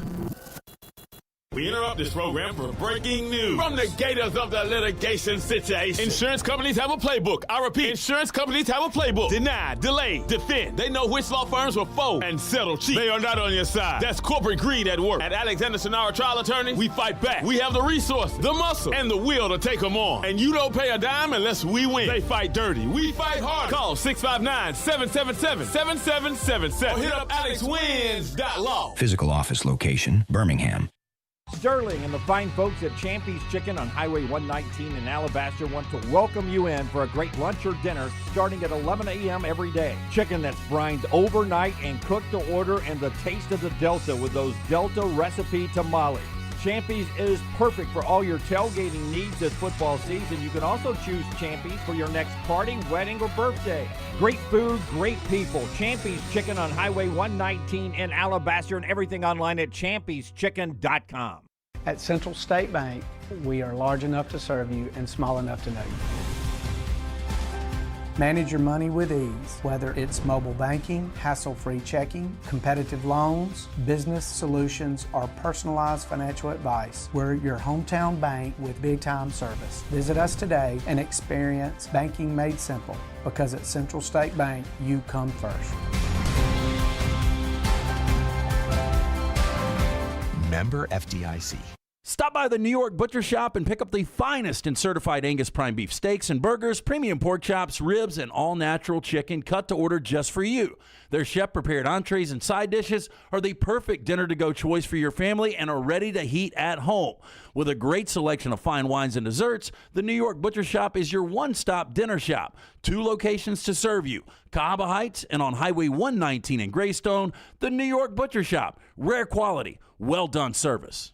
Storm season is here. Make sure you have a plan of action in place right now. Greg from Pell City and Storm Restoration Roofing should be your first call when storms hit. Insurance companies love working with Storm Restoration Roofing because of Greg Nelson's name and reputation in the industry. When storms hit, call Greg Nelson. He's local, 205-542-3531. He's the home of the free no-cost roof inspection. Greg from Pell City on Facebook, 205-542-3531. It's Storm Restoration Roofing. Hey, let me tell you about our friends at Urology Centers of Alabama. Compassionate and comprehensive urological care with 35 physicians, 17 locations across Alabama. Their patient-centered approach to all of your urological needs. Remember, they've got that new men's health center. It is beautiful, helping men with a wide range of sensitive male issues in a comfortable environment. You can always go online, visit urologycentersalabama.com, schedule an appointment with one of their many urologists today.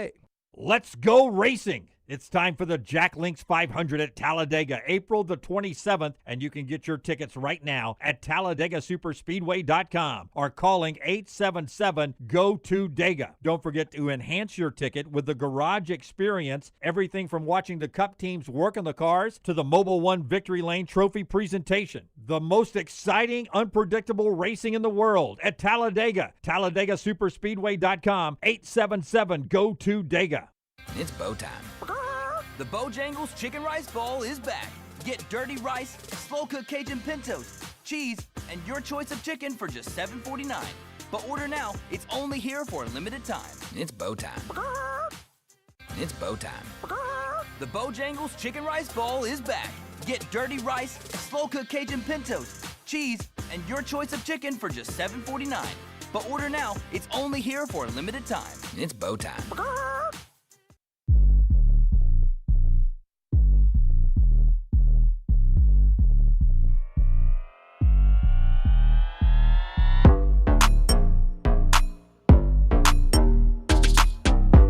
before we do our spotlight today, tell us about our friends at Gutter Cap. Cap it, don't snap it. Dirty, dangerous job. Last thing you want to do is get on the roof after a long, hard week of work. You slip, you fall, you snap the neck and die. No good to the wife or kids. Leave it to our friend Chris Stewart at Gutter Cap. You need to keep those gutters clean and free-flowing. The answer is Gutter Cap. Cap it, don't snap it. 205-823-2212. Tell him the next round sent you. For more information, guttercapbirmingham.com. The College Football Spotlight is presented each day by our guy Alexander Shinara, trial attorneys. The Shinara Spotlight. This is a guy that has recovered more than $2 billion. That is billion with a B. $2 billion for his clients, and he's done so by focusing on some just key things. I mean, he's got to focus on 4 values: integrity, mastery, passion, and success. When you find yourself in need of a lawyer, you can call the Alexander Shinara trial attorneys. You don't pay a dime unless they win your case. Shinara.com, Shinara.com. Our spotlight today is the renderings from Arizona State. We talked about the $20 million check. This is what they're going to buy with the new football complex, the indoor facility, and what Arizona State football is going to look like. Pretty good. Pretty cool. If somebody needs an indoor facility, it's Arizona State, right? Yeah. Well, I mean, the heat. Absolutely. Yeah, that's what I'm talking about. But it's that's their practice facility. Man, that looks good, doesn't it, Brownie? It does. I guess my surprise is I really thought the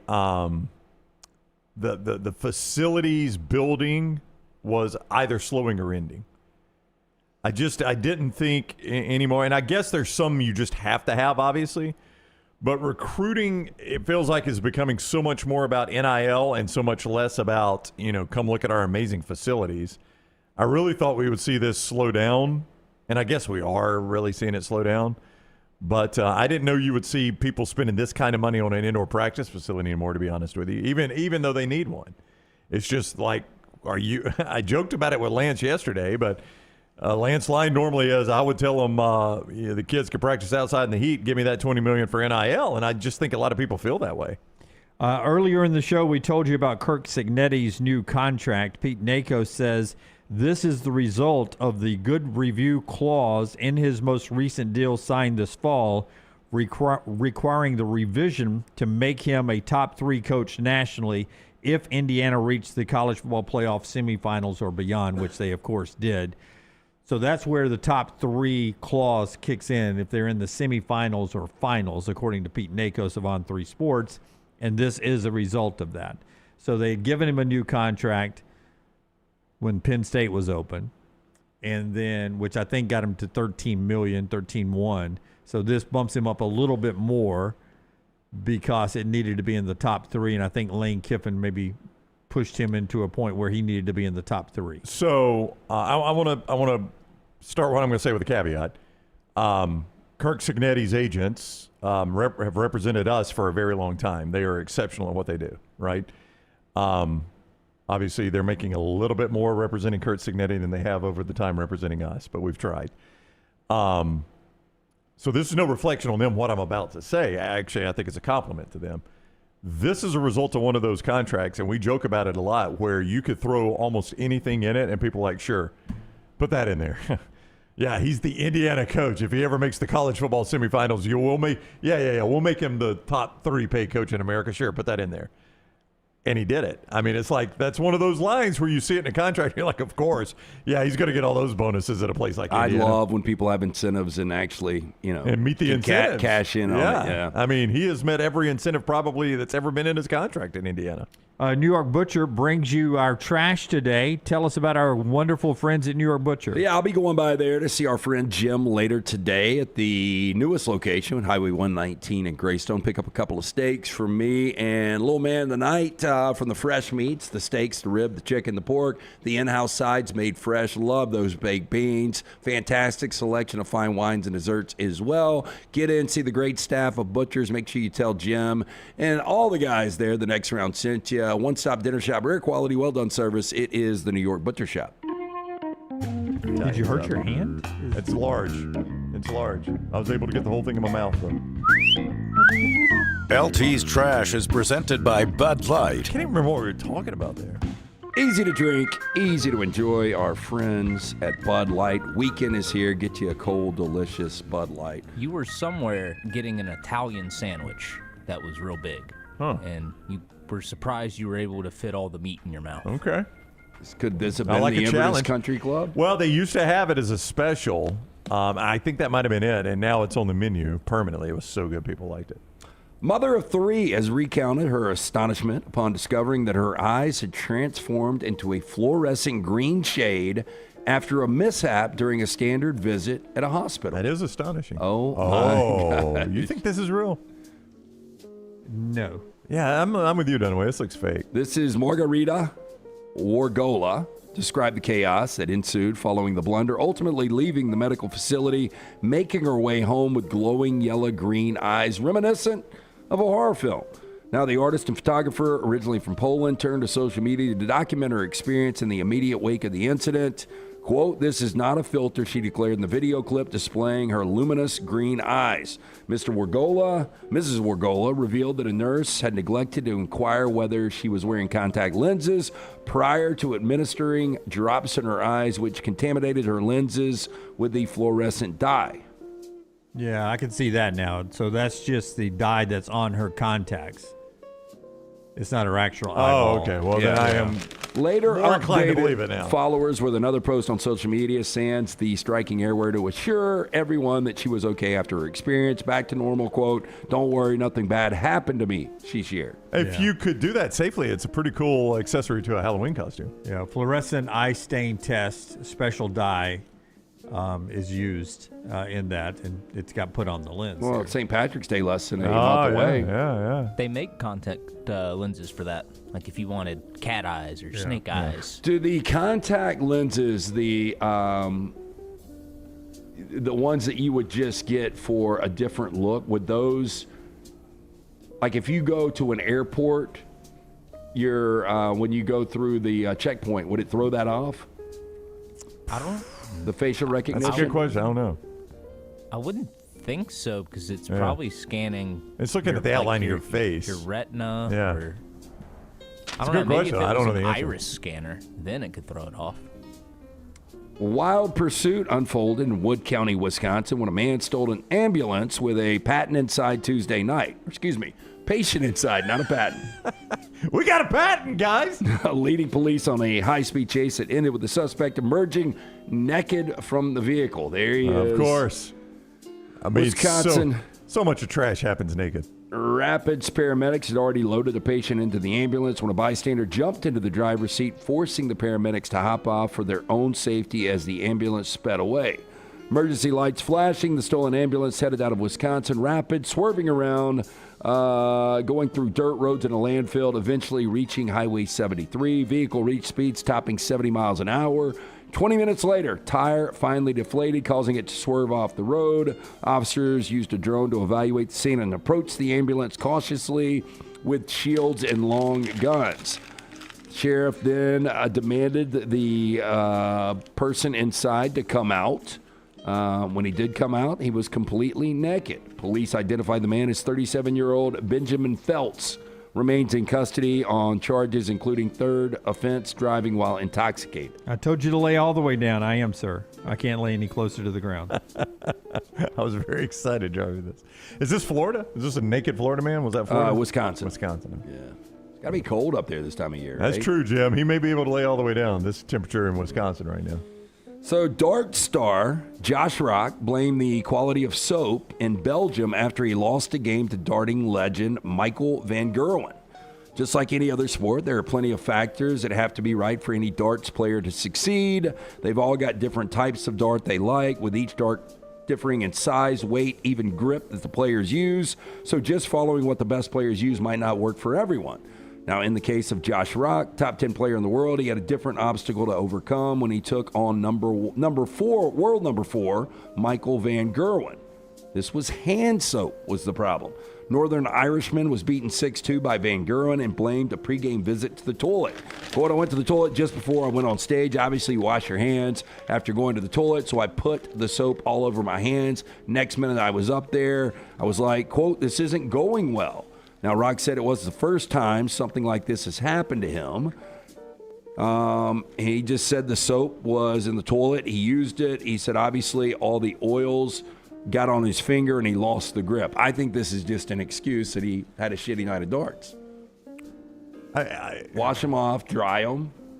I will say, and Jim, I don't know if you do the same, but like before I play golf, when I put sunscreen on my face, I got to wash my hands pretty good after that. That sunscreen, it's going to make them slick. Absolutely. But I usually take the sand out of the cart, rub my hands on there, and then my dirty towel, not the clean towel, I wipe my hands off on that, and it takes away the suntan lotion. Old baseball trick, isn't it? Yeah. Is that what that is? Same way if I'm having a sweaty day, I don't play with the glove. I don't either. Both with no gloves, so that way it takes the sweat off, wipe it on the dirty towel, and then I'm good to go. What's weird about me, though, one reason I don't play with the gloves, my palms don't sweat. My palms don't sweat. I'm not a big sweater there either. Yeah. Are y'all both playing today? Uh-huh. I am not. Oh, I am. I am not. You won't sweat today. We're getting close to sweat. I mean, it was yesterday at the dog was park. spectacular. It was just a little windy. It was pretty hot yesterday, though. I but got the a wind good was, sweat in at the wind was dog blowing park. so hard. 77. I played golf. It was too windy for golf. Yeah, it was a strong wind, but that kept it from getting exceptionally hot. A man is accused of breaking into an SUV in a Publix parking lot in Ormond by the Sea Friday, according to the sheriff's office. Justin Allen, 37, arrested after he broke into an innocent Publix employee's vehicle with a hammer. Quote, she's still a little shook that her world got rocked like this, according to Zachary Yeoman, a Daytona Nissan Infiniti owner. Quote, there's a big smile on her face. She was definitely upset that someone would do this to her vehicle. Car dealership owner Yeoman found out about what happened, so he stopped by the Publix to try to track down the employee, talked to her, and is now helping her with car repairs, even setting her up with a free car rental so she and her family can get around. Yeoman said he was happy to lend a hand. A quote, talked to a manager where she works. He said she's one of the hardest workers there. Still came to work, no excuses. Allen said that he was taking revenge on the ex's car. However, deputies said the vehicle actually belonged to someone else who was not his ex. When deputies arrived at the Publix, they found Allen in the passenger seat of the vehicle with a hammer in his hand. Allen began, quote, striking the in-car radio while seated inside of the vehicle. After being taken into custody, Allen said the car belonged to him. He was causing damage to his own property. He then quickly uttered that it was his girlfriend's car. However, deputies met with the woman Allen claimed to be his girlfriend. She told him the relationship had ended. There was no communication between the two. He was charged with a variety of crimes and has posted a $10,000 bond since. I can tell you as a voice of experience. My wife left her purse in the passenger's floorboard of my car, and Can't do that. Two knucklehead idiot bums smashed the window, stole the purse. I got the window fixed, passenger side window. You find broken glass the rest of your ownership time of that car. You never quit finding broken glass in your car at that point. Kind of like you get sand in your car. Oh, yeah. Hard to get sand out. They come out and they replace the window and they vacuum it, and they even tell you, like, we got all the glass we could, but you need to anticipate finding glass forever. Is it designed to break that way for safety reasons? I think so, yeah. Into small pieces, you mean? Yeah. So there's not shards if you're having to climb out, you mean? Oh, yeah. Yeah, or it just is flying designed. big pieces, Yeah. But, I mean, you find it, I owned that car for a couple of years after that happened, and anytime I'd stop at the car wash and vacuum up, I'd find a piece of glass. Yeah, there's It's certain everywhere. things like Vizsla hair. All my shoes. Oh, I bet. There will be Vizsla hair. I bet. That is Trash Today, brought to you by our friends at Champy's World Famous Fried Chicken, champyschicken.com. Right there with Sterling and the folks on Highway 119 in Alabaster. Man, the Mississippi Delta recipe tamales, great way to start it off. It can be your entree, whatever you want to do, but it is just delicious. And the chicken fingers, the in-house made sides, and of course, don't ever forget about the dessert to top it all off there. The caramel cake, the key lime pie, Mississippi mud pie, they got it all for you there at Champy's Chicken, Highway 119 in Alabaster. Go by and see Sterling for a happy hour or two.